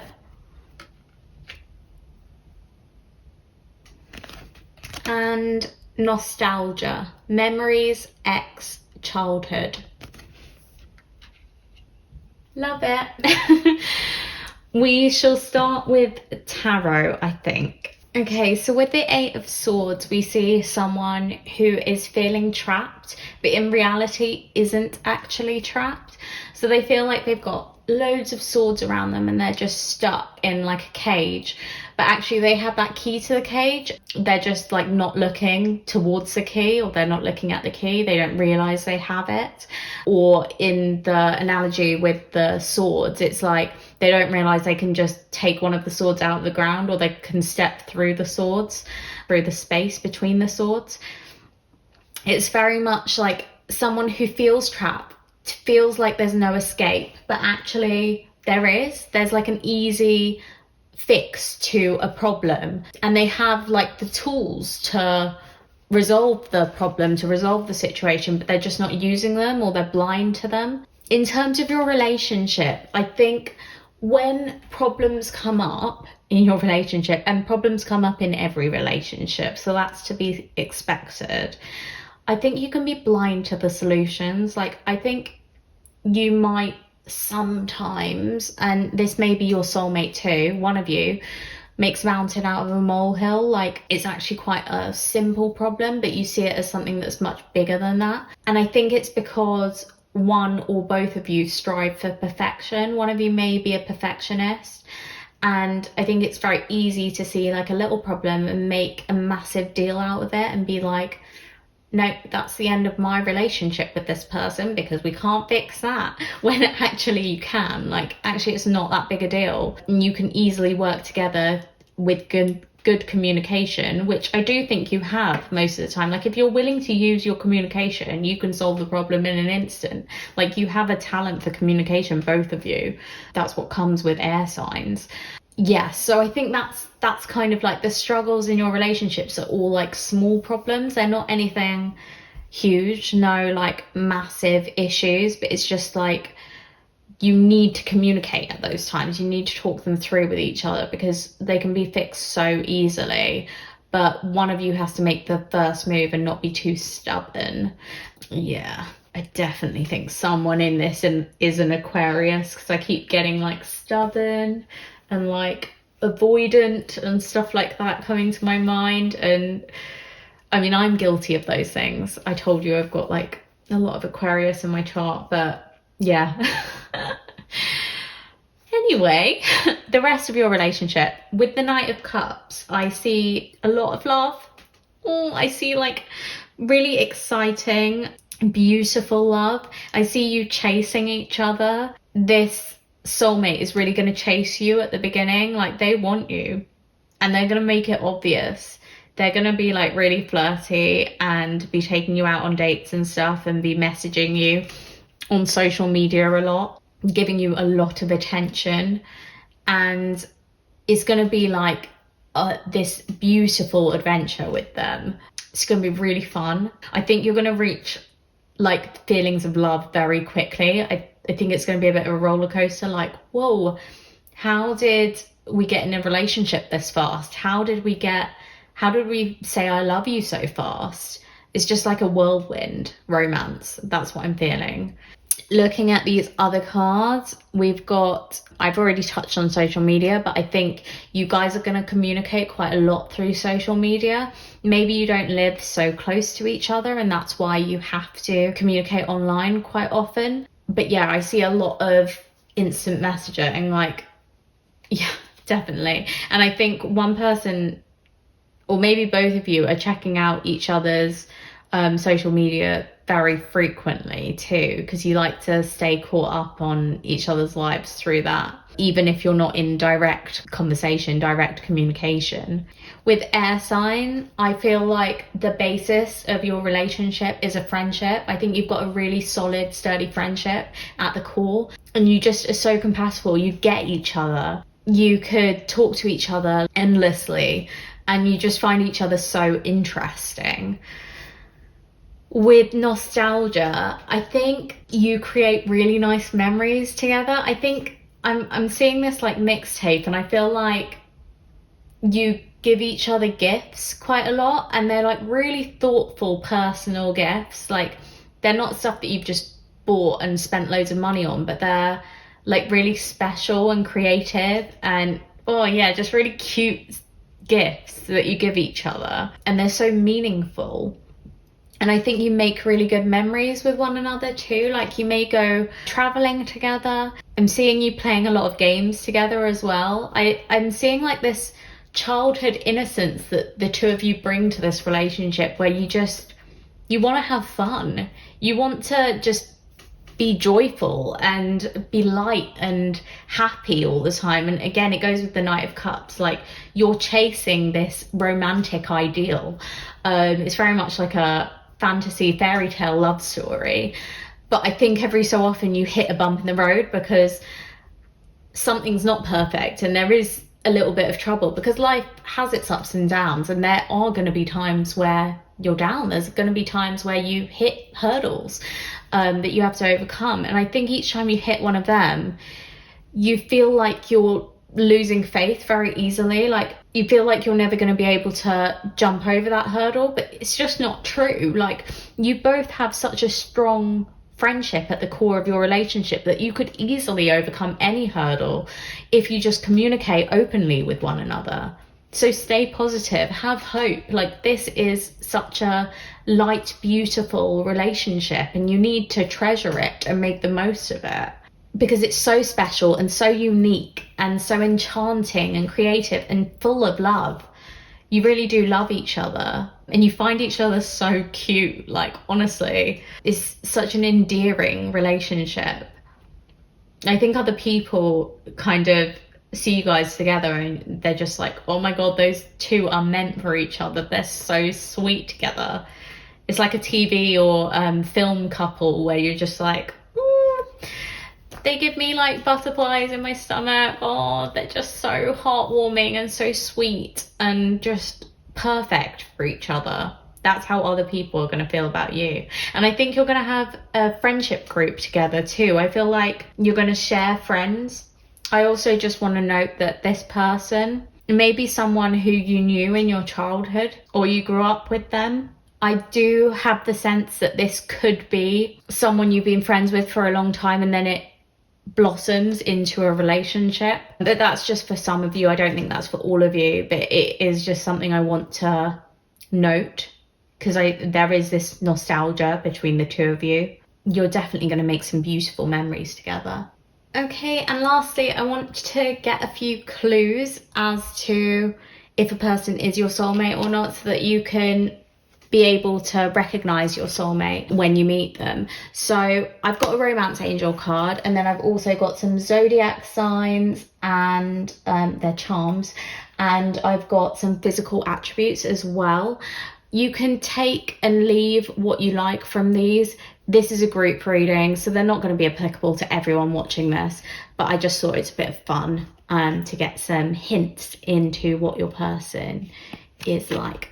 So we've got release your ex. The time has come to clear your energy. So I think as a clue, you're more likely to draw in this person when you release your exes.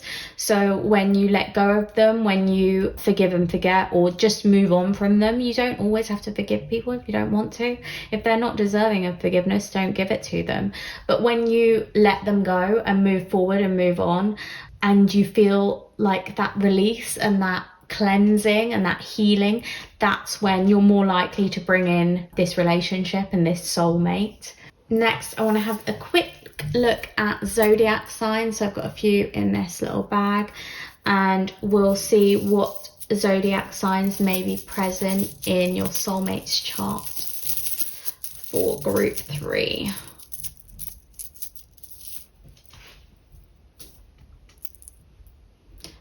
What a surprise, we've got an air sign. So we've got Libra, and we also have Taurus. Maybe that's that. Did I say stubbornness earlier? That might have been another group. But yeah, Libra and Taurus.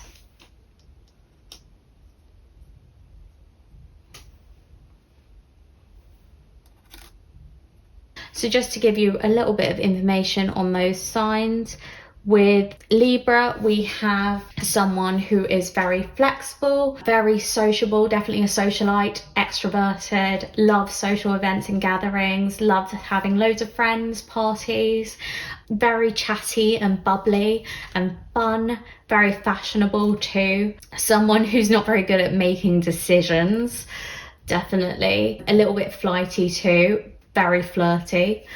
And then with Taurus, we have someone who's quite stubborn, quite stuck in their ways, but very dependable and very grounded too. They're stable, safe, secure. Usually they also are very successful and abundant. They can be a bit materialistic at times. and they love their food. They can be lazy too. That's something else that comes out with Taurus. And last but not least, I want to have a look at physical attributes. So we're going to look at eye colour first for your soulmate. Let's get some clues. So I've just given them a quick shuffle, and then we shall pick one for group 3 soulmates eye colour. Feeling this one. So we have grey eyes.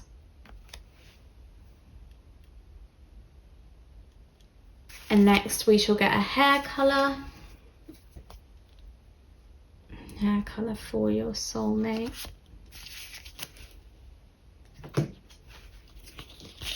We have dark blonde hair. And then an idea of their fashion sense.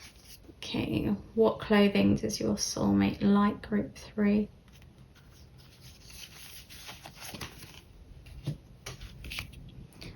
Prefers summer clothing. So that might also mean that they just like the summer in general. They like hot weather, warm weather, rather than cold.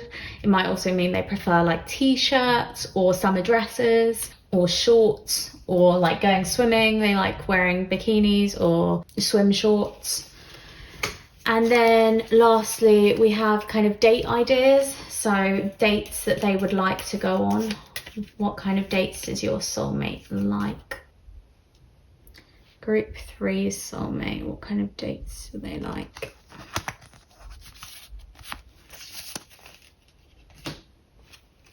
We have arcade room or games night. So fun. That would be the kind of dates I would like. Which really goes with that Aquarius energy too, and all the air sign energy. But yeah, they like a fun date. Okay, so that's your whole reading. I'm going to show you the little summaries that I've written about all the cards that we pulled for you about your soulmate, so that you can take a screenshot if you like.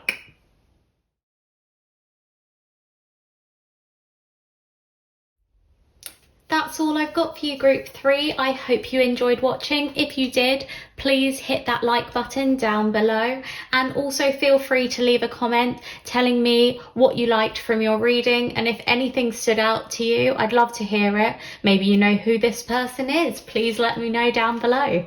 Subscribe to Disorderly Tarot if you haven't already. That way you'll hear about my new videos when I upload them, and also sometimes I post polls now just to interact with you guys. Thank you so much for watching. I hope you meet this soulmate soon. They sound like a lot of fun and just so helpful too. I hope you have a fantastic day. Bye.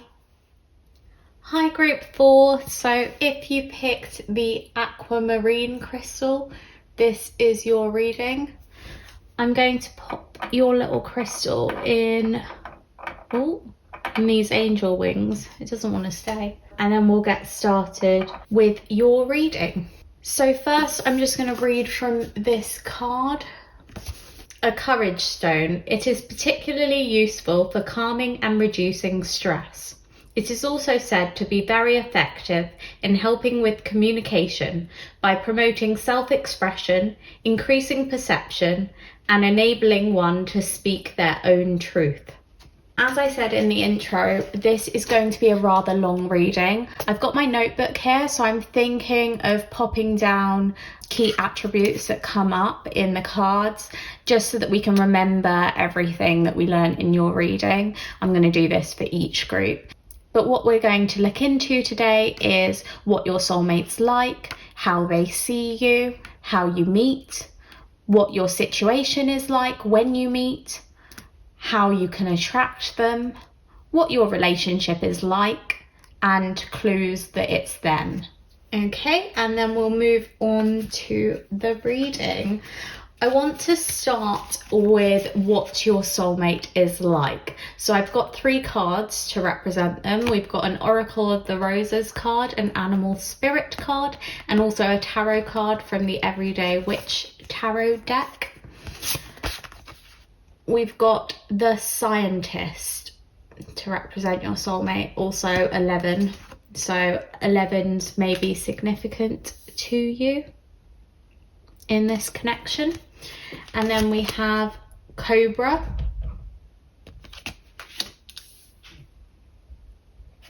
and the Ace of Pentacles.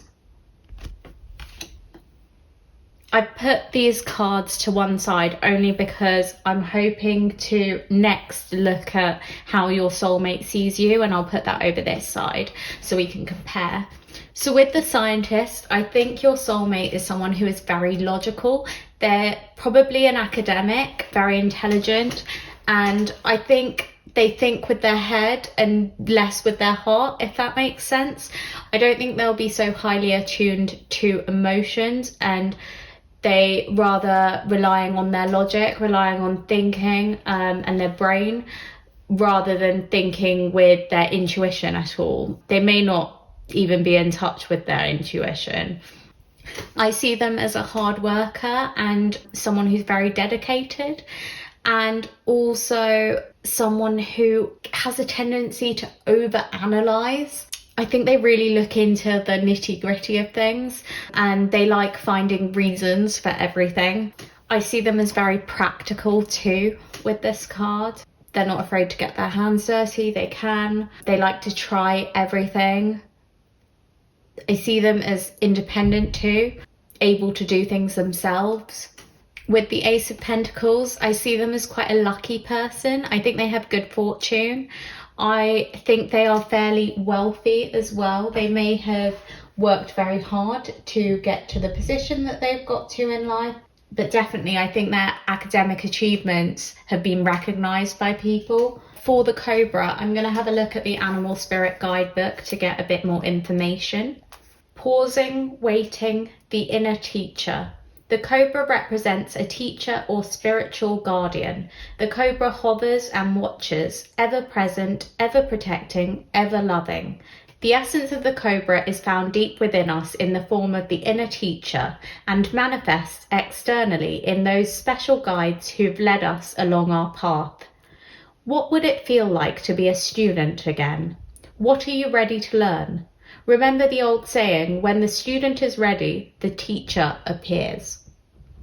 It's funny that I said they were an academic, because it seems like they just love learning. They may even, when you meet them, they may be studying, but I just feel like they'll be studying forever. Like, they just really, really enjoy learning. They may even be a teacher themselves, or a lecturer, or some sort of counsellor or guide. I see them as someone who's very humble and down to earth, grounded too, and very, very wise. I think they're helpful and approachable, and I don't think they would ever judge someone for anything. Like, they want to help people succeed and progress. They want to make a difference. I'm seeing a lot of earth sign energy here. I know the Cobra, that's a fire sign there, but there's Capricorn energy in the Scientist with the like hard work especially. And with the Ace of Pentacles, again, we've got earth sign energy. So that's Capricorn, Virgo, Taurus. I think they're very stable and secure. I think they've got a lot of money as well. I do. I think they're very successful and kind of renowned for their work. I feel like people admire them and respect them and go to them for advice as well, and go to them to learn more. Let's have a look at how your soulmate sees you next, group 4. So we've got the same cards, but to represent how they see you. We have the Lover,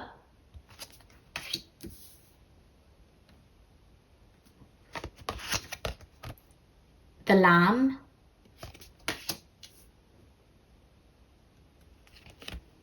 and Justice. 11 again. Oh my goodness. So we had 11 for the Scientist and 11 for Justice. So 11, 11. 11's obviously significant for you guys. It's a number that you need to look out for. You may see it a lot when this person's coming towards you, when you meet them, or when you're in a relationship with them too. With the Lover, I think they see you as someone who is obviously very loving, but also very passionate. And I just feel warm looking at that rose as well. I feel like They see you as a very like warm and genuine person. I think at times you can come across a bit emotional, as in you may be fairly sensitive. That's what I'm seeing. And I think your person, your soulmate, doesn't always know how to deal with it because they're quite detached from their emotions and they're quite logical and practical, whereas you feel everything very, very strongly, which is a great quality too, but that's how you're very different from each other in that way. So sometimes there may be an imbalance there. I also see you as passionate in an adventurous way too. Like you love going on adventures, you love traveling, or at least that is how your soulmate is seeing you. Someone who is up for some fun and is up for an adventure and is up for a laugh. And they want to go on this like voyage of life with you. They're thrilled by you, they're excited by you. And they love that you're so like full of vitality, you're so alive. It's very addictive to them. So with Justice, they see you as someone who is very open and honest, very trustworthy. You also love justice and equality and fairness. You might even be interested in those kind of careers. So working in law perhaps, or preventing crime. Your soulmate definitely holds you in high regard. They see you as someone who treats everyone very equally and fairly, and you don't jump to conclusions about people. I don't see them as judgmental either, so I think that's how you work in harmony together, because neither of you are judgmental and you care about people and you want to treat people fairly. I'm going to have a look at the guidebook for this one. So for the Lamb, we have peaceful, prophetic, patient. The Lamb is the bearer of an important message. Its contents can only be heard when a deep level of quiet has been established. Lamb energy is the honest guidance you hear from an old friend, a young child, or sometimes a surprising stranger. Though the Lamb's message may channel through another person, the wisdom resonates within you. It will repeat and reverberate until you listen. Approach this gentle creature with utmost patience and reverence. Truth is a gift. Sit still, listen, receive. So again, with that, we have that you are honest and truthful. At least that is how your soulmate sees you. They see you as someone who is quite quiet and timid at times, but very wise and knowledgeable. And you're a peaceful person and you're very gentle in maybe even in the way you talk, but you're very gentle in the way that you help people and you care for people. I'm seeing you as quite meek and mild, and again it goes with that feeling of being sensitive, a sensitive soul, someone who is caring and kind and compassionate and loving. As for astrological signs, we have Taurus with this card. We've got Earth energy with this card, so that's Capricorn, Taurus, Virgo. And with Justice, we have Libra, which is an air sign. I feel like you're both intelligent, but you're intelligent in different ways. They're intelligent in a very logical, they've read a lot of books, they have all the academic knowledge, they work very hard. They're intelligent in that way, whereas you're intelligent in a very human way. You understand people, you get them, you get what's right and what's wrong. Your moral code is great, it's so well developed, and that's why you hold each other to such a high level. You respect each other so much because you have different forms of intelligence and you admire that in each other, and you look up to each other for that, and you want to learn from each other. Next, I want to take a look at how you two will meet. So how will you meet your soulmate? I've got a tarot card from the white Numen tarot, and I've also got a wisdom of the Oracle card to take a look at how you'll meet your soulmate. So we have the Emperor, and that is followed by exchanging gifts. weird, but the message that came up first to me was wedding or birthday with exchanging gifts. I feel like you're going to meet at some sort of occasion where gifts are exchanged. It may be like a friend's birthday party and they're a friend of a friend, or it may be at a wedding that you meet someone that you've never met before. But I feel like gifts are being exchanged in the place that you meet this person. With the Emperor, I see a strong masculine figure, so it could be that you meet through your dad somehow, like maybe your dad has a connection to this soulmate. It may be someone he works with, or that there's some sort of connection there. Or it could be another strong male figure in your life, so that this person, you could connect to them through your boss or through a mentor or a teacher of sorts. This person may even be your boss at a point in time, or a manager in the place that you work. I do see them in some sort of leadership role, so that could be another way that some people in this group, in group 4, meets their soulmate. That was pretty straightforward, so let's move on to what your situation is when you meet your soulmate. So I want to see like where you are in your life or when you guys meet. So we've got a couple of Moonology cards, and then we've got a Archetype card too. So first we have confidence is your key to success, new moon in Leo.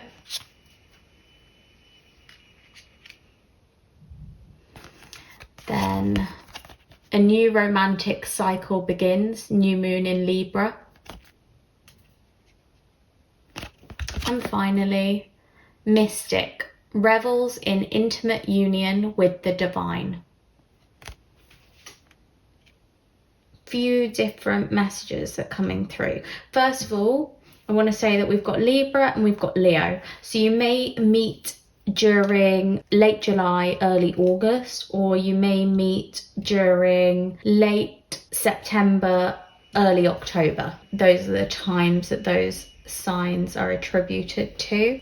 I also think you meet at a time that you are feeling very confident and you're kind of reaping the rewards of that. You are very successful at that time, maybe in your career. If things are going well for you, that's when you're going to meet your soulmate.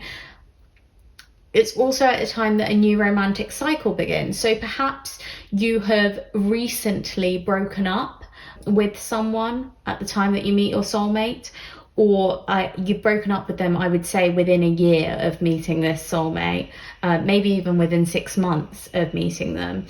You're kind of putting a relationship behind you just as you meet this new person. Or it may be a new romantic cycle begins in the way that you may have been in a pattern of just dating a lot of people and not really ever finding anyone. Maybe for some time you've been going on date after date after date, and none of them have resulted in a relationship. And at the time that this soulmate is brought towards you, there's a clear-cut end of that cycle. Like you've given up dating, you're done, and then your soulmate comes through. That's what I'm feeling for you. There's some sort of shift in your love life at that time. And I think it's a shift that you cause. I think you choose, no, I'm done with dating, or no, I'm done with being in relationships with that type of person, or being in relationships with people who keep having the same red flags. And that's when this soulmate will come towards you and into your life. I also feel like it's at a time that you're stepping foot on your divine path, like you're stepping foot on the path that you've been destined to be on. So maybe you're coming into alignment with your dreams and your goals. It's at a time when you really are working towards something that you've wanted for a long time, and you're starting to achieve it. And maybe that's what's growing this confidence inside you, and that's when your soulmate will appear in your life. I do feel like it's divine timing, like it's the perfect time for this soulmate to enter, because you are doing well. You're in a good phase of your life and you're happy and confident.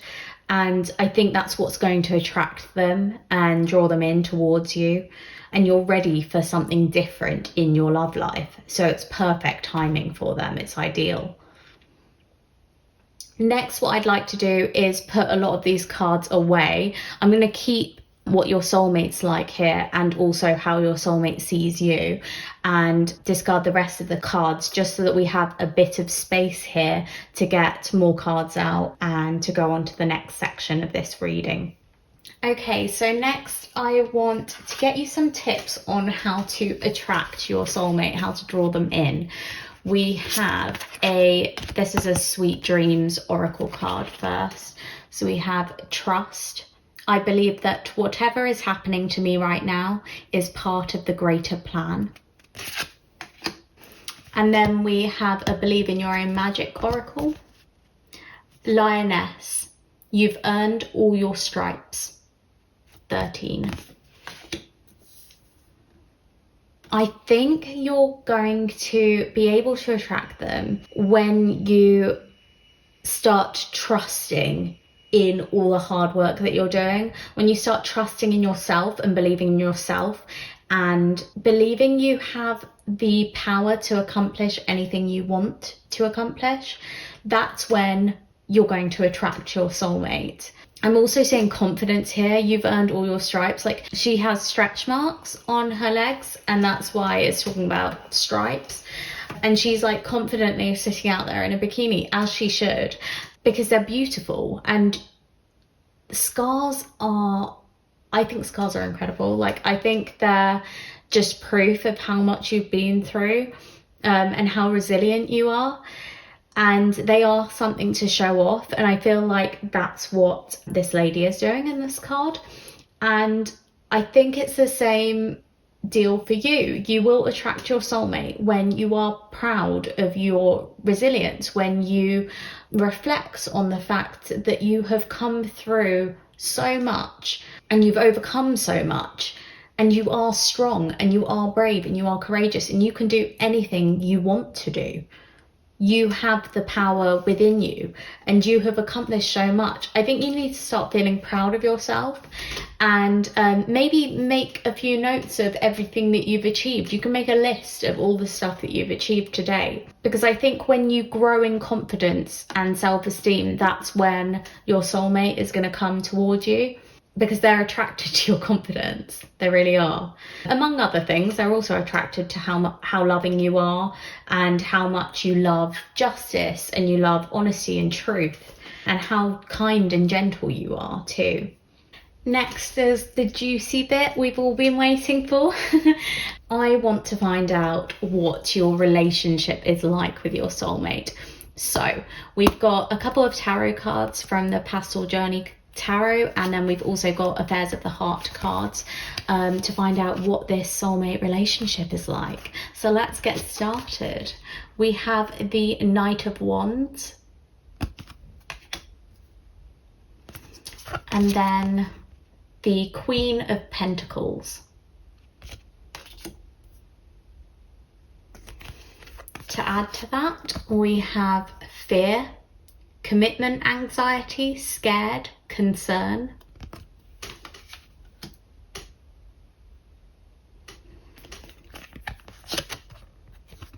Commitment, proposal, marriage, higher level of commitment. Travel, adventures, new places, experiences. And stormy, difficult time ahead, grief, emotional upheaval. I like it. I like the mixture. We'll start with tarot. We're starting in the good stuff and then moving to the not so good stuff, but that's the way I'm going to take it. So the Knight of Wands talks about someone who is extremely adventurous and fun and spontaneous and passionate and driven and exciting and will chase you down. I think your love is ethereal. Like, I think the two of you are so attracted to each other and so passionate with each other and so enthusiastic about your relationship. I do think you're going to reach this level of commitment like very easily. I think it's going to move very fast, and I think that's where the fear comes in. I think you might, or your partner might, get scared at times that it's moving so fast. I think it's actually both of you, because It's like full speed ahead. You're on this ride and it's moving so quickly. But I see you charging forwards to like a good future. And I do think that if you want marriage, you will get married to this person. And if you don't want marriage, you will at least like, you'll stay committed to this person and you will live together and you'll spend the rest of your lives together. I do think this is a very strong relationship. We also have the Queen of Pentacles, so that's so much security and stability and safety. It's success as well in its clearest form. So this relationship is super successful and fulfilling too. I think if you want kids in your relationship, you can definitely have them. There's a lot of attraction too. So that'll be easy.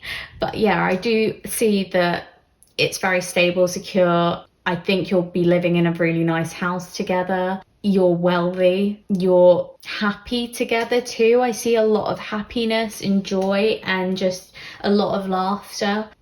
I think it's very exciting too. I do see travel and adventures and new places and experiences. So I do think you'll go on lots of trips together and explore the world together and learn a lot together.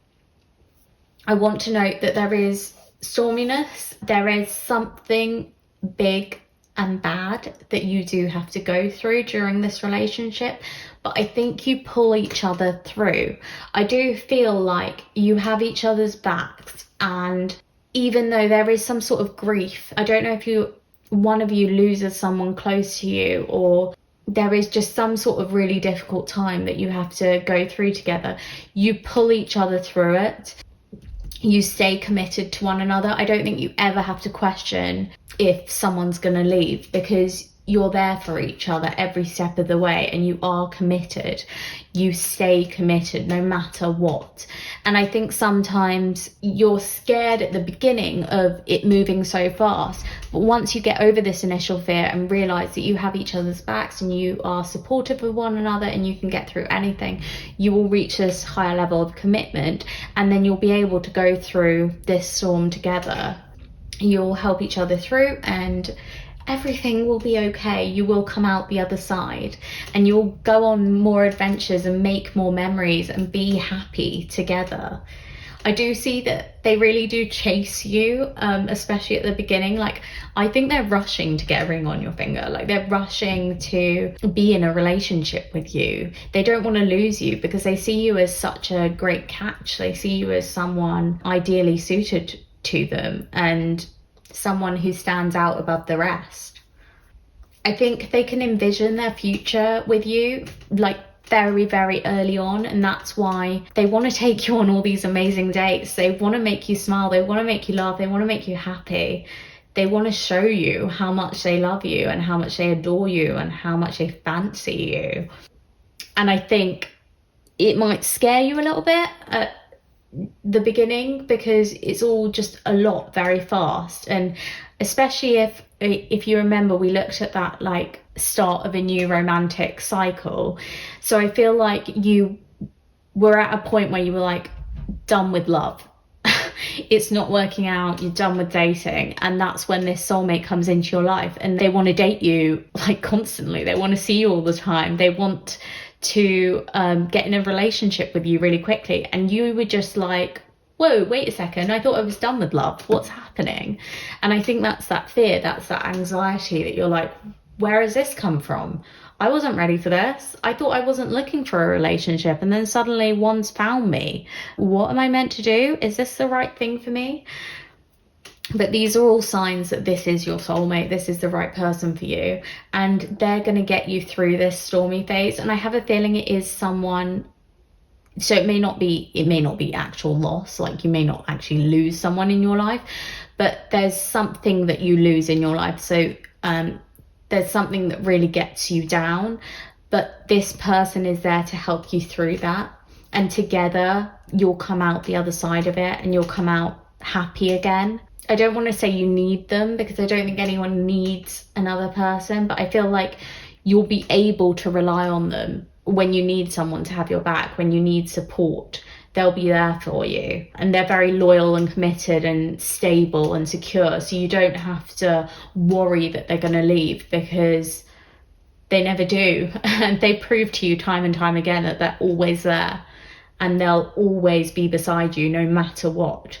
And it takes two to make a relationship work, and they're willing to do their equal share, their fair share of the work, which I think will make you very happy, because you're all into justice and the scales being balanced, and they will be. It's an equal partnership. They really, really respect you and look up to you and just like kind of want to bow down to you, because they just think you're magnificent. And I think you're very humble. You're not like loud and proud about it. And I see them as humble too. I think you're quite like, yeah, just gentle and quiet in your kindness. And they just see you as so graceful and beautiful. And they can't believe you haven't always held yourself in such a high regard. Like, I think there have been times in the past where you've lacked self-esteem or self-worth, and they hate that you ever felt that way, because they can only see positives in you. I think you also see a lot of positives in them. Like, you really do trust them. They prove to you that they are so trustworthy and so loyal and so down to earth and grounded, and they're just so helpful. Like, they always want to help you, and they help you through any difficult times. They're always there for you, committed no matter what, so loyal. They will love you forever, endlessly. I really feel like you have the best of both worlds, because it's like a stable and secure partnership, but also with all the passion and adventure that you could need. It's just beautiful, it's lovely, and just so much fun at the same time. It could never get boring. I do think they're a partner for life for you. Lastly, I wanted to do something a bit fun and get some like hints and clues so that you'll know who your soulmate is when you come across them. I've got a romance angel card first, and then I've got some zodiac charms to get a bit more of an insight into your soulmate, and also some physical attributes. You can take and leave what you want from this. Just take what resonates. Obviously, it's a group reading, so these won't apply to everyone who's watching this, but just take what you want. So first we have, this could be the one. You've already met the romantic partner you seek. Oh my goodness. So, hint, they're already somewhere in your life, or you've met them at some point. So it's not going to be a completely new person. It's someone you know of. That's crazy. But it may be someone that you've never like seen in a romantic light before, until now, until this time where you grow in confidence and suddenly they appear. That's crazy though. I bet that's got you thinking like, who on earth could this be? But it could be like, even you've just met them like really briefly and you don't even remember meeting them. Or it might even be someone who literally just crossed your path at some point. Like maybe you went to the same event together, but you didn't actually like speak to them at the event or ever bump into them, but you were both there. And it might be something that you realize later in life that, oh my goodness, we could have met like so much earlier because we were both at that same place together at the same time, but we just didn't run into each other. But it's weird that our paths crossed again. Okay, so next we're going to get some possible zodiac signs for your soulmate group 4. So I'm just going to pick them at random and we'll see what we get.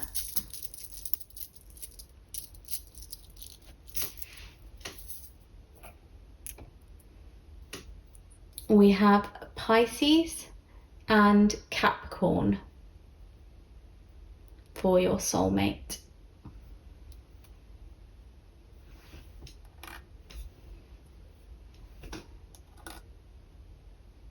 So these signs may be present in their birth chart. With Pisces, we have someone who is dreamy, sometimes a little too dreamy. They get distracted very easily. They get lost in their daydreams and don't always listen so well because of that. Someone who's creative and calming too.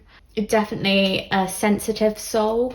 And then with Capricorn, we have someone who's hardworking, who's dedicated, someone who's quite grounded and stable, someone who likes learning too, an academic, someone who's quite logical but also resilient. They can sometimes be stuck in the muds, a stickler for a routine, and sometimes sarcastic too.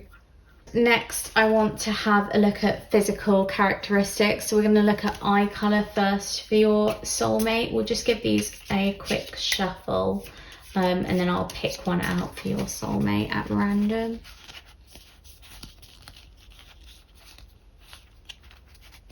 Okay, so group 4 soulmate, eye colour.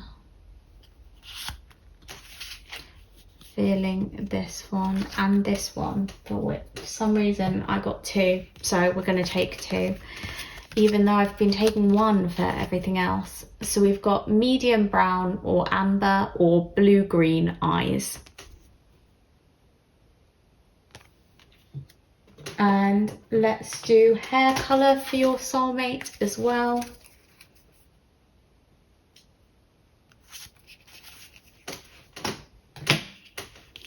We have auburn hair.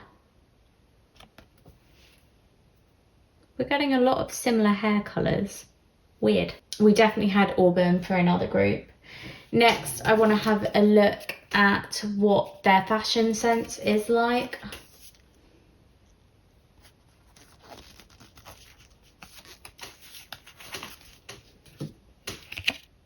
Loungewear or athletic clothing.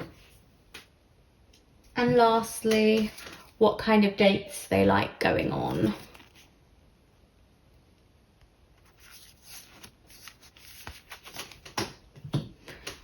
We have top golf or rock climbing.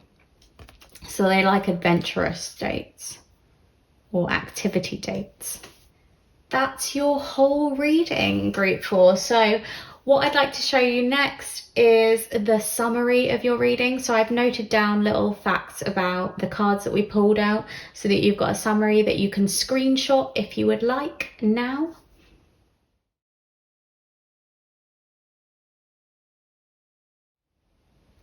That's all I've got for you, group 4. I hope you enjoyed your reading. If you did, please hit that like button down below for me, and also leave a comment so that you can let me know if any of this really spoke to you today, or if any of this kind of rang true as well. I want to know if you feel like you are this kind of person, or if they feel completely dissimilar to you. I'd be interested to hear. Subscribe to Disorderly Tarot if you haven't already. That way you'll be able to check out my pick a card videos when they come out. And also you'll be able to partake in any polls that I put out. I've started doing them recently. Thank you so much for watching. I wish you a lot of luck in finding this soulmate. I'm sure you will find them soon. And I hope you have an amazing day. Bye. Hi group 5, so if you picked the fluorite crystal, this is your reading. I'm going to pop your little crystal in the angel wings and then we can get started. I'd like to start by reading from this card about fluorite, a highly protective stone. It is believed to aid the connection between the mind and spirit and is seen as one of the most powerful crystals in cleansing the aura. Effective in providing clarity, creating focus, and reducing disorganization. As I said in the intro, this is going to be a rather long reading. I've got my notebook here, so I'm thinking of popping down key attributes that come up in the cards, just so that we can remember everything that we learned in your reading. I'm going to do this for each group. But what we're going to look into today is what your soulmate's like, how they see you, how you meet, what your situation is like when you meet, how you can attract them, what your relationship is like, and clues that it's them. And now let's hop into your reading. So I wanted to start by finding out what your soulmate is like. So we've got 3 cards to represent them: an Oracle of the Roses card, an Animal Spirit card, and a tarot card from the Everyday Witch Tarot. So we have the Explorer,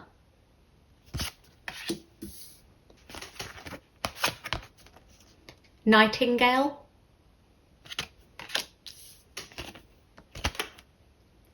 and the Lovers. 6. Okay, I'm putting these cards over here just because later I will get to pick a few cards for how your soulmate sees you, and I'm going to put them here so that we can look at both. So that's why that's pushed over to one side for the moment. With the Explorer, I see your soulmate as someone who loves traveling or loves exploring. So it may even be exploring knowledge, like they like trying to go down different avenues. So maybe they'll have like one career and then they'll drift off into a completely different type of career. And I see them as someone who likes change. They like exploring different avenues and different perspectives too. And they like making lots of different friends, I think, from all different cultures and backgrounds and from different places too. I think they have an array of friends, definitely. I do think they like traveling. I think they like learning about different places. I also see them as just quite adventurous as a person. Maybe they're a thrill seeker. They might like roller coasters and theme parks. They like anything fun and exhilarating. I'm also seeing like outdoor activities like hiking and being in nature. And then I'm also seeing sports. So maybe they are keen in a particular sport. They may even play it professionally. I'm getting sports suddenly from that card. I do see them as someone who maybe struggles to settle down just because they're a bit of an adrenaline junkie. They enjoy new things, new experiences, and experimenting. With the Lovers, I see them as extremely passionate and kind and caring, obviously loving. I also see them as liking soul connections, so liking quality time, one-on-one time, and getting to know someone on a very deep level. I think they like deep conversations. I'm getting that too. I'd like to read from the guidebook for Nightingale. Fearless voice, speech, communication, or song. The song of the nightingale is otherworldly. This simple brown bird, almost unnoticeable among the flashy plumage of other birds, transports its listener to the realm of poetry. Nightingale energy is with us when we write, compose, and especially when we sing. It reminds us that music heals the deepest wounds. This card indicates a need to open the bridge between the heart and the voice. Is there something you need to say? How long has it been since you sang? Turn it up, write it down, and let it out. So with that, I see them as someone who is not afraid to be loud. I think they're very engaging and quite loud. And I also see them as, with that poetic bit, I see them as romantic and creative too. I think they may be musical. There was a lot of hints of music in that, but definitely at the very least creative and kind too. I see them as a very kind-hearted person, sweet. I see your soulmate as very lively, like full of energy, spontaneous, fun, adventurous, but also kind and sweet and uplifting, just a very, very positive energy. They radiate positivity and happiness and like music too and creativity. And I just think they're very loving and warm. I think they make people feel good constantly because they're always in a good mood. They're always happy. They're always joyful. They're always singing and just bright and cheerful. I want to touch on astrological signs too. So we've got air signs here, we've got Gemini, and we've got Sagittarius, which is a fire sign. And next, I'm interested to see how your soulmate sees you. So we've got the same type of cards to see how they see you. So first we have the Healer, 6. There's another 6, so I do think 6 is a significant number for you and this relationship. And then we have Peacock and Strength, 8. They see you as someone who radiates healing energy. So you have that similar trait to them where you make people happy, you make people smile, like you heal people. I think when people are struggling, you're the first one to step in and like lend them a hand or listen to them or just try and cheer them up. And they see you as someone who's very strong as well. So your soulmate sees you as brave, courageous. They may have seen you go through a lot and kind of come out the other side, strong, independent. You didn't need help and you just kind of got yourself back up on your feet. They see you as being able to face anything, fearless. That's the word that's coming to mind. Again, I'm going to read from the book for Peacock. Inner beauty, compassion, assimilator of anything. The beauty of the peacock is unrivaled. It's easy to think it comes from the plumage, but the secret of the peacock is that the beauty resides within and extends outward indefinitely. This adept creature can assimilate or digest all experiences in life, so it does not harbour resentment, conflict, or past pain within its psyche. The peacock type is extremely rare. Not many of us have reached to this advanced level of acceptance of the self and others. So your soulmate sees you as someone who is confident, that's reflected in the strength card too, and kind, which again we see in the healer. I think you're a listener, you're eager to listen to other people and try and help them because you've found your own peace. I think you've been through a lot in the past, but you've managed to come out the other side of it, as I said before, and maybe you've had counselling or therapy to help digest it and process any pain that you've had in the past, but you've learnt from it and you've come out on top. They see you as a very caring and calming influence, and it's funny because you're opposites in some ways, because I see you as very serene, whereas they're quite loud and in your face and excitable. It's kind of like a dog personality and a cat personality, but I think you complement each other really well because they do have this musical kind quality to them as well, which harmonizes beautifully with your compassionate side. And you listen so well. I think they talk very well and you listen very well. They definitely, your soulmate has you on a pedestal. They look up to you. I don't know how that's gonna work out in your relationship. I guess we'll find out later, but I almost feel like they sense you might be too good for them, or you might be too well developed for them. Like, you've already done all your learning, whereas they are still learning. They're still a work in progress, whereas you've already faced your battles and you've come out the other side of it. I feel more youthful energy in their side of things and more kind of wise energy in your side of things. But again, this is not necessarily you, but it's how your soulmate sees you. So they look up to you and they feel like they can learn from you too. Next, I wanted to look at how the two of you will meet, how you're going to meet your soulmate. So I've got a tarot card from the white Numen tarot and a wisdom of the oracle card. We've got the 10 of cups, followed by to be fair. Okay, interesting. So with the 10 of cups, I feel off the bat like you might meet during a family gathering or during a gathering of sorts. You may also meet when you're in a celebration, but I do see you meeting through family. They may be a friend of one of your family members, or you may meet them at a distant family member's wedding or something like that. I do see you meeting through family, definitely, or through friends at the very least, but I'm sensing more family.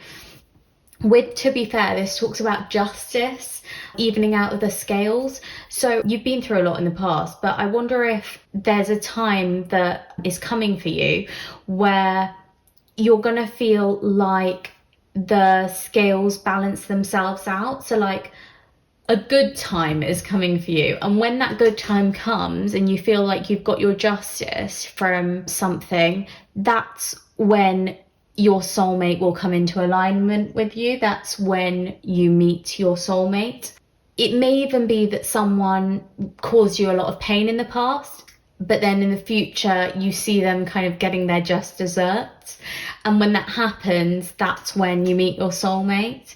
Not in like a vengeful way, like you're not wanting revenge, but it's just like the scales even out, like the karma evens out.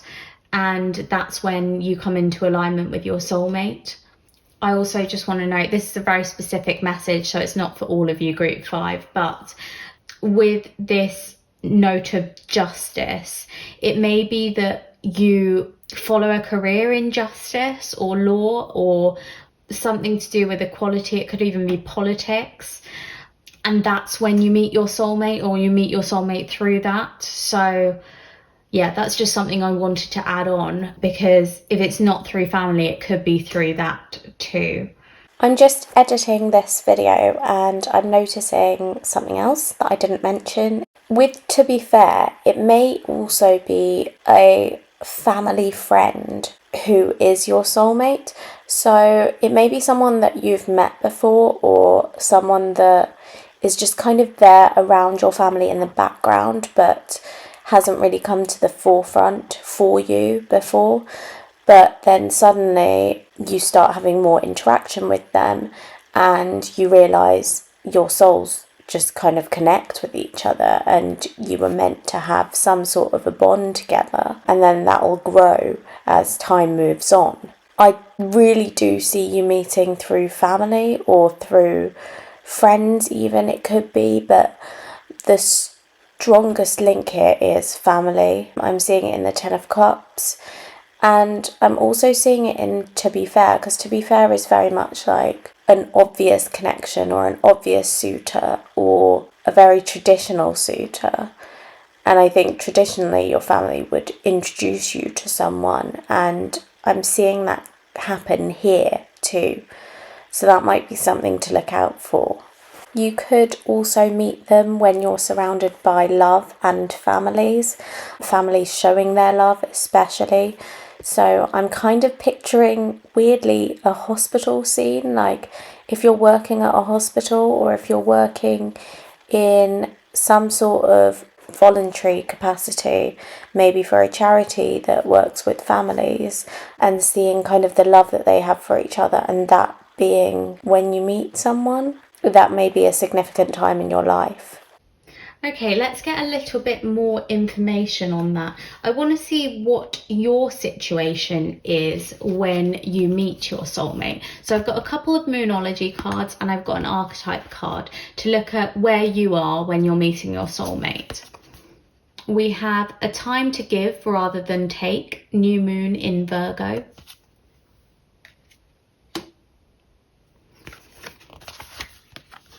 Bring love into the situation, new moon in Aquarius.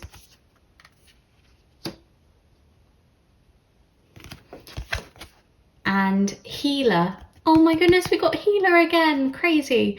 Passion to serve others by repairing the body, mind and spirit. Ability to help transform pain into healing.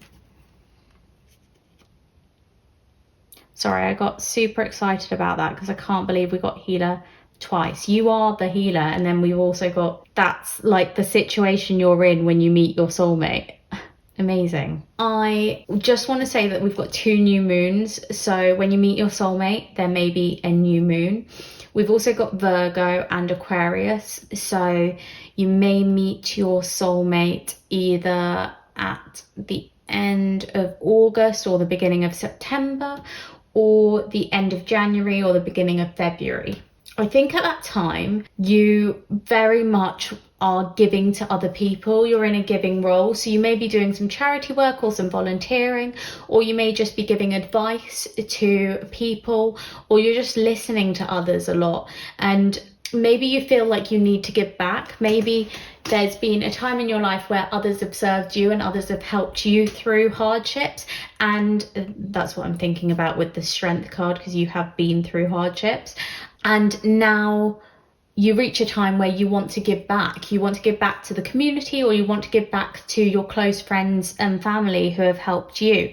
And I think in this time that you choose to do that, and you start listening to other people and giving them advice and support and helping them through their own tough times, that's when your soulmate is going to be brought forward and drawn to you.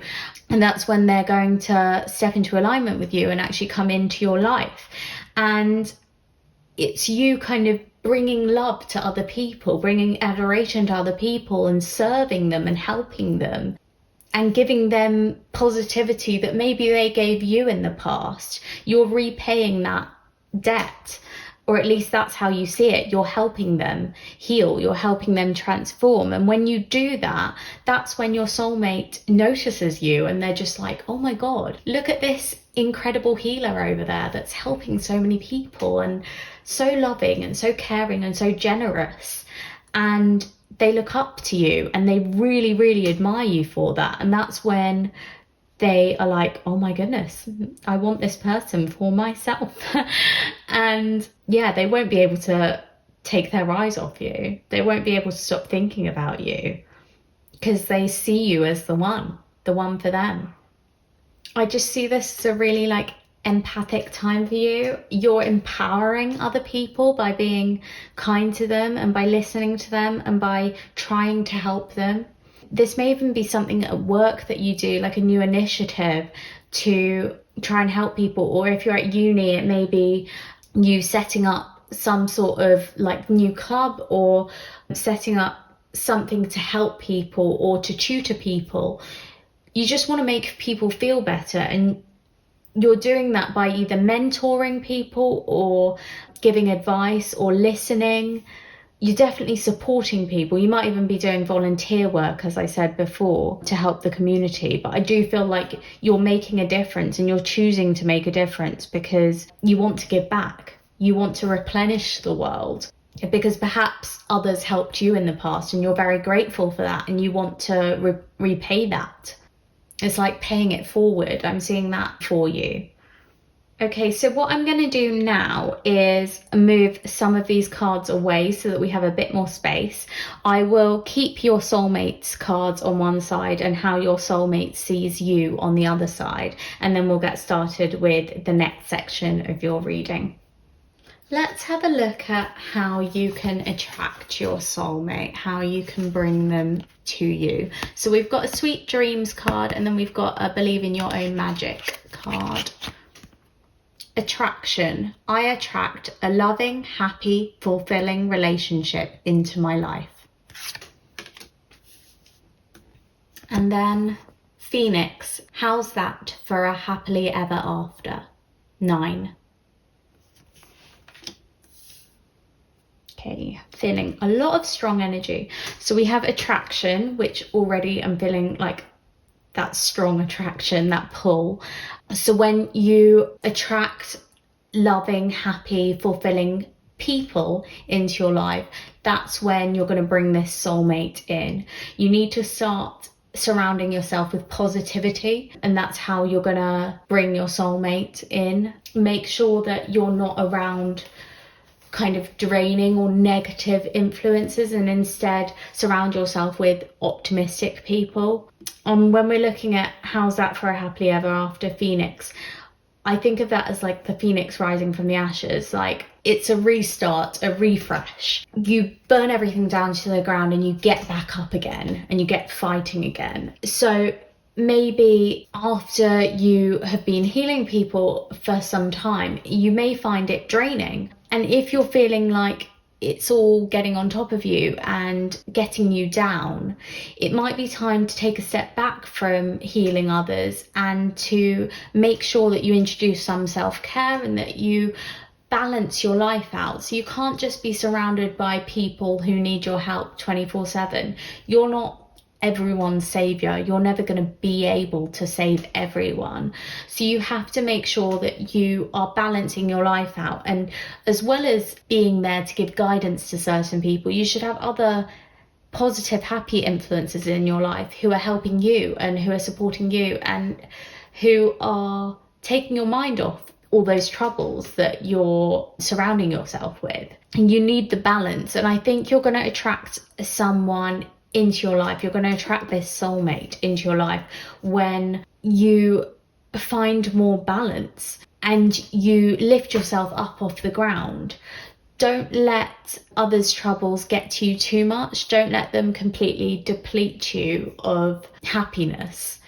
I feel like when you stand up for yourself, when you give yourself happiness and spend time with people who make you happy, that's when you're going to attract this soulmate. But you need to come to this realization. You need to know that you need balance, and you're only going to find your happily ever after when you stand up for yourself. I want you to create your own happiness. I want you to create your own story. It's good that you're doing work with other people. It's good that you're trying to make other people happy, but you have to look after yourself too. And I think if you feel like your heart is sinking, it might be time to concentrate more on yourself and making yourself happy and achieving your own dreams.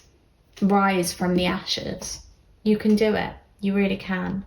And now we're heading to my favourite part of this reading. We're going to find out what your relationship is like with your soulmate. I am so excited for this. So I've got some tarot. We've got Pastel Journey Tarot, and then we've also got Affairs of the Heart cards to have a look at your relationship with your soulmate.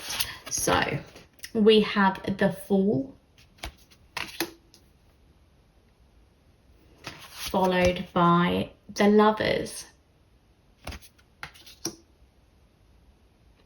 and another 6. So we've got lots of 6s, definitely a sign for you. Then we have Yes, go for it, do it, no doubts.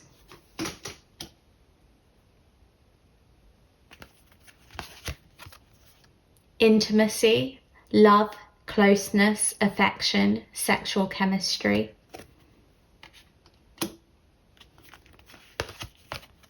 True love, divine union, could be the one. And not yet, not the right time, wait. I love this. We've got the Lovers twice. Your relationship is filled with love. We've got true love, divine union. I usually start with tarot, but I'm just going to jump all over the place because, oh my goodness, this is the one for you. This soulmate is going to be with you for the rest of your life. They are the one. And we've got confirmation with a yes, go for it, do it, no doubts. They are your person. They are your soulmate. And I think you just work so well together despite your differences. It's quite beautiful, really. I do think you're going to feel like soulmates, like you are each other's divine counterparts. You are meant to be together. However, we've got this not yet, not the right time, wait. I think this is talking about it not being the right time for you right now. I think when we're doing this reading, I'm not sure if you've been through all of your difficulties yet. So you may have been through some trauma in the past, but I think there is, I'm sorry to say this, I think there is something else coming, and it's going to feel like your world's kind of crumbled down from it. But you do rise up from the ashes. You do get better, you do recover. And I think through that recovery, this person comes towards you. So it's not the right time for them right now when you're watching this. Your soulmate is not just around the corner, but they are coming and they will find you, and they are your true love, and you are going to be in union together and so happy. And I'm seeing them as also not ready for this relationship right at this very moment that you're watching this video, because I see them very much as the Fool. I see them as someone who has not quite leveled up to the point that they're ready for you. I mean, they're still learning, they're still exploring. I don't think are ready for a committed relationship right in this present moment, but by the time they meet you, they will be ready for commitment. They'll still have this full energy. They'll still be excitable and fun and fearless and looking for adventure and eager to embark upon this journey with you. But it's going to be new for them. This commitment is going to be new for them. It's not going to be something they're used to. And at the moment, they're quite flighty and flirty as well. And they would get distracted so easily if you were to meet each other right now.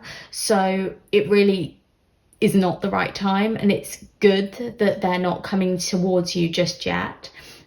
It's good that you're not ready to attract them just yet because you've not been through this emotional upheaval or turmoil just yet, but it is to come. And don't be afraid of it. Like, everyone goes through ups and downs in life. Everyone has traumatic moments that they have to endure, they have to face, and they have to try and rebuild themselves afterwards. And that is exactly what you will do. You are strong enough, you are brave, you are courageous, and you will get through it. Everything is going to be okay. So stay true to yourself, carry on being this amazing healing person, this great influence, this person who is making the world a better place. And it will bring you to this beautiful relationship. Like, this is a soulmate, perfectly compatible relationship that you're going to have with this person. And they are going to love you to the ends of the earth. They will be infatuated by you. We've got intimacy as well. So, like, you just enjoy being around each other. You enjoy being in each other's company. I think you like physical touch with each other too. You just appreciate them so much, and I think you fit together just right. They are your true love. They are who you were meant to be with on this earth in this lifetime. And I love having the lovers and the fool next to each other because it's like such a hopeless romantic type love. It's like someone's been struck by Cupid's arrow and all they can see are hearts for this other person. Like, they lift them up, they light them up, they're everything to them. And I think that's how you're going to feel about each other. You are just so compatible and so perfect for one another, and all the other person has ever wanted. I think if you thought about your ideal perfect person, it would be this soulmate, and vice versa. Like, if they imagine their perfect person, even in their younger years, even when they were a child, if they imagined their perfect person, it would be you. You're going to love each other so much and admire all the qualities in each other and fit together so well. You are perfect for one another.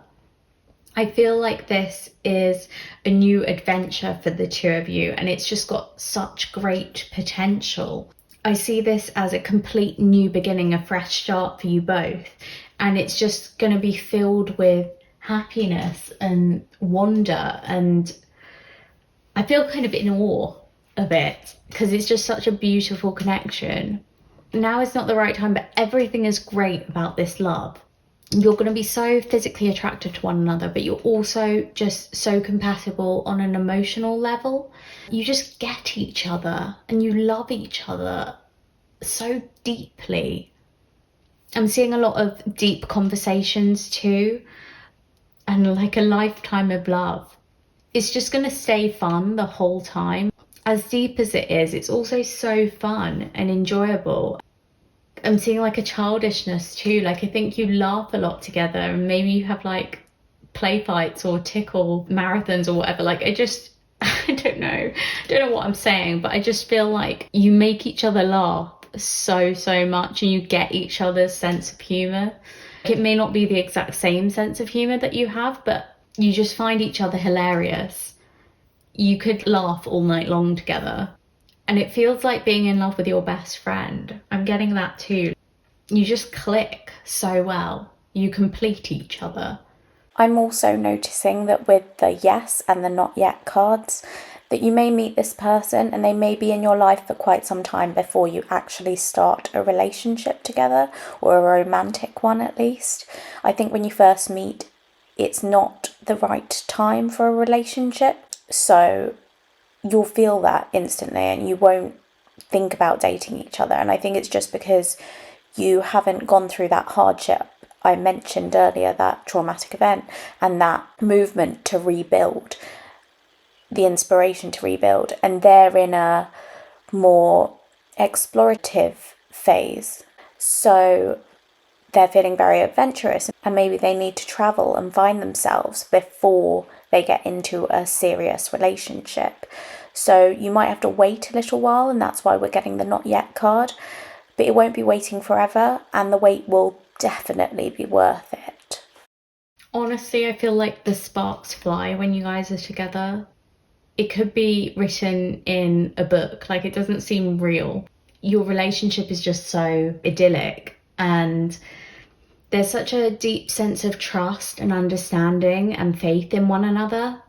If you choose to have kids one day, I think you would go on to give them a very stable upbringing, and they would just see the love that you guys share and just be in awe of it, and it would give them such a good basis for their own love lives, because they would never settle for less, and they would have a lot of self-worth because of it, because they wouldn't let people treat them badly, because they'd see how well you treat each other.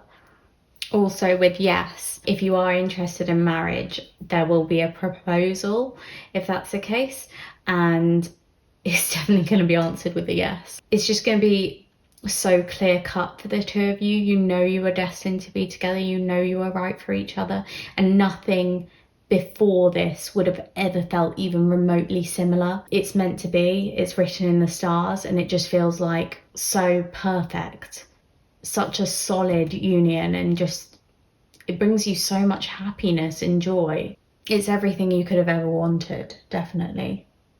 Lastly, I've just got some kind of clues or hints to pick out your soulmate. So basically, when your soulmate comes into your life, you'll know it's them from these clues and hints, but you can take these as they resonate. This is a group reading, so they're not going to resonate for everyone. Just take what you want. First, I've got a romance angel card, and then I've got some zodiac charms to have a look at your soulmate's birth chart, and then we've also got some physical characteristics. So we'll start with the romance angel. We have separation. Time apart from your partner is on the horizon. This is talking about the not yet. I just got a second message, so I'm going to say that first. So it may be that the not yet is you meet each other initially, and maybe you even date for a little while, but then it doesn't lead to a committed relationship, and that's because it's not the right timing. But you will grow back together and find each other again in the right timing, and then it's a definite yes, and it's the time for you to embark upon this incredible relationship and this journey that will last a lifetime. But yeah, I've got the signal that there is a separation in between, so there may be a break in between. The second message I've got from separation is that you may get together, but there may be a time in your lives where you can't live together and you have to be separate for a while. It may be to do with jobs that one of you gets, or it may be to do with someone having to look after a family member. I'm getting like an ill family member, so someone needs to move away to look after their family member for some time. But yeah, there is something that causes a separation between the two of you, and it's a physical separation, like you're literally not living near each other anymore, or you're not in as much contact with each other anymore. But you will be brought back together in the right timing. It will become a yes. It's just that when you first meet this person, it's not the right timing and it doesn't work out immediately. But there's reasons for that, there really is. I think where you are on your journeys would not be right in that timing. It's as if they haven't done all their growth that they need to do. Your soulmate needs to learn some lessons before they can be in this great committed relationship with you. And the same with you, like there's some sort of struggle that you have to go through before you're ready for that. And next, I want to have a look at some zodiac signs. So we'll see what your soulmate is like.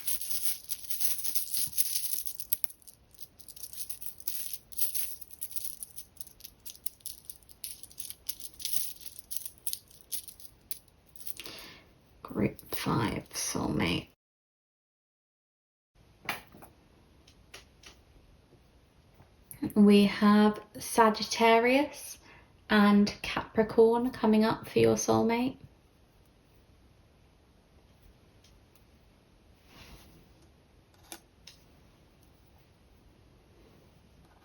With Sagittarius, they could have quite a passionate, driven, spontaneous, adventurous personality. They may be quite flirty as well, fun, sarcastic at times. We're getting sarcastic with both Capricorn and Sagittarius, so I think that may be their sense of humour. A little bit of dark humour and dry humour too, I'm getting. On the negative side, it may be difficult for them to settle down, and we did get that. I think when they first meet you, perhaps they're not ready to settle down, but later on, after this time of separation, it's the right timing, and they've done their learning and they've grown as a person and they're ready for commitment with you. They can also like change too much and get swept up in it, so they may not be very good at sticking to the same career path or the same job for very long before switching to a new one. They can be quite flighty. And then we've got with Capricorn more earth energy, so they're very hardworking. They strive for perfection. They want to do a really good job. They are good in positions of leadership. They might be a good manager, for example. However, I think when things don't work out for them, they have a tendency to become a bit withdrawn and sad and defeated. So sometimes they need someone to boost them back up, but they can also be guarded in those times and not let people close to them because they're scared of being vulnerable. That's what I'm feeling from that. Next, let's get the physical attributes cards. We'll have a look at eye colour first. I'm just going to give these a quick shuffle and then I will pick one out at random for you. So let's look at your soulmate's eye colour, group 5. Which one am I feeling for you? Thinking this one. So their eye colour, we've got pale blue eyes. And next we'll get a hair colour too.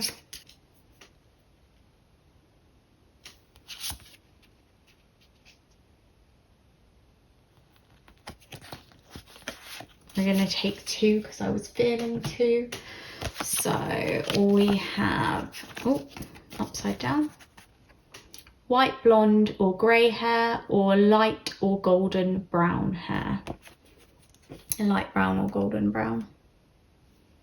And let's have a look at what their fashion sense is like, what your soulmate likes to wear.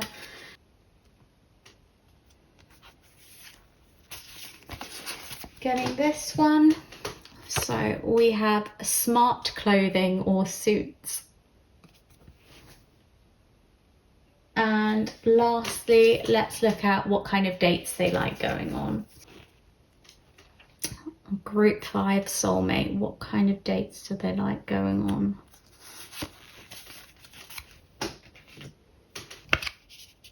Dinner out. So they might like going out for a nice romantic meal to a lovely little restaurant. I'm seeing like a cozy restaurant. I'm not seeing a fancy one. However, maybe fancy because they like smart clothing. Who knows? But yeah, I definitely saw more of like a cozy Italian restaurant with like a family feel to it, like a cozy family vibe. Interesting. That's your reading, group 5. I have written down summaries of all the cards that we drew for you. So I'm gonna show you what I've written down in my book, and you can take a screenshot if you like, if you want to remember what your soulmate is like.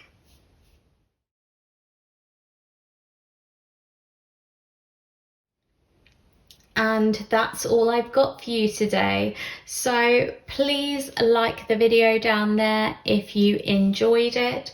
Also, leave a comment just letting me know what resonated with you from your reading. I'd love to hear it. If any of it stood out to you or if this sounded like you at all, I'd love to know. Subscribe to Disorderly Tarot if you haven't already. That way you'll be able to watch my new pick a card readings when I upload them, and also you'll be able to take part in any polls that I put out. I've started putting out polls for what my next video will be, so you can vote on that.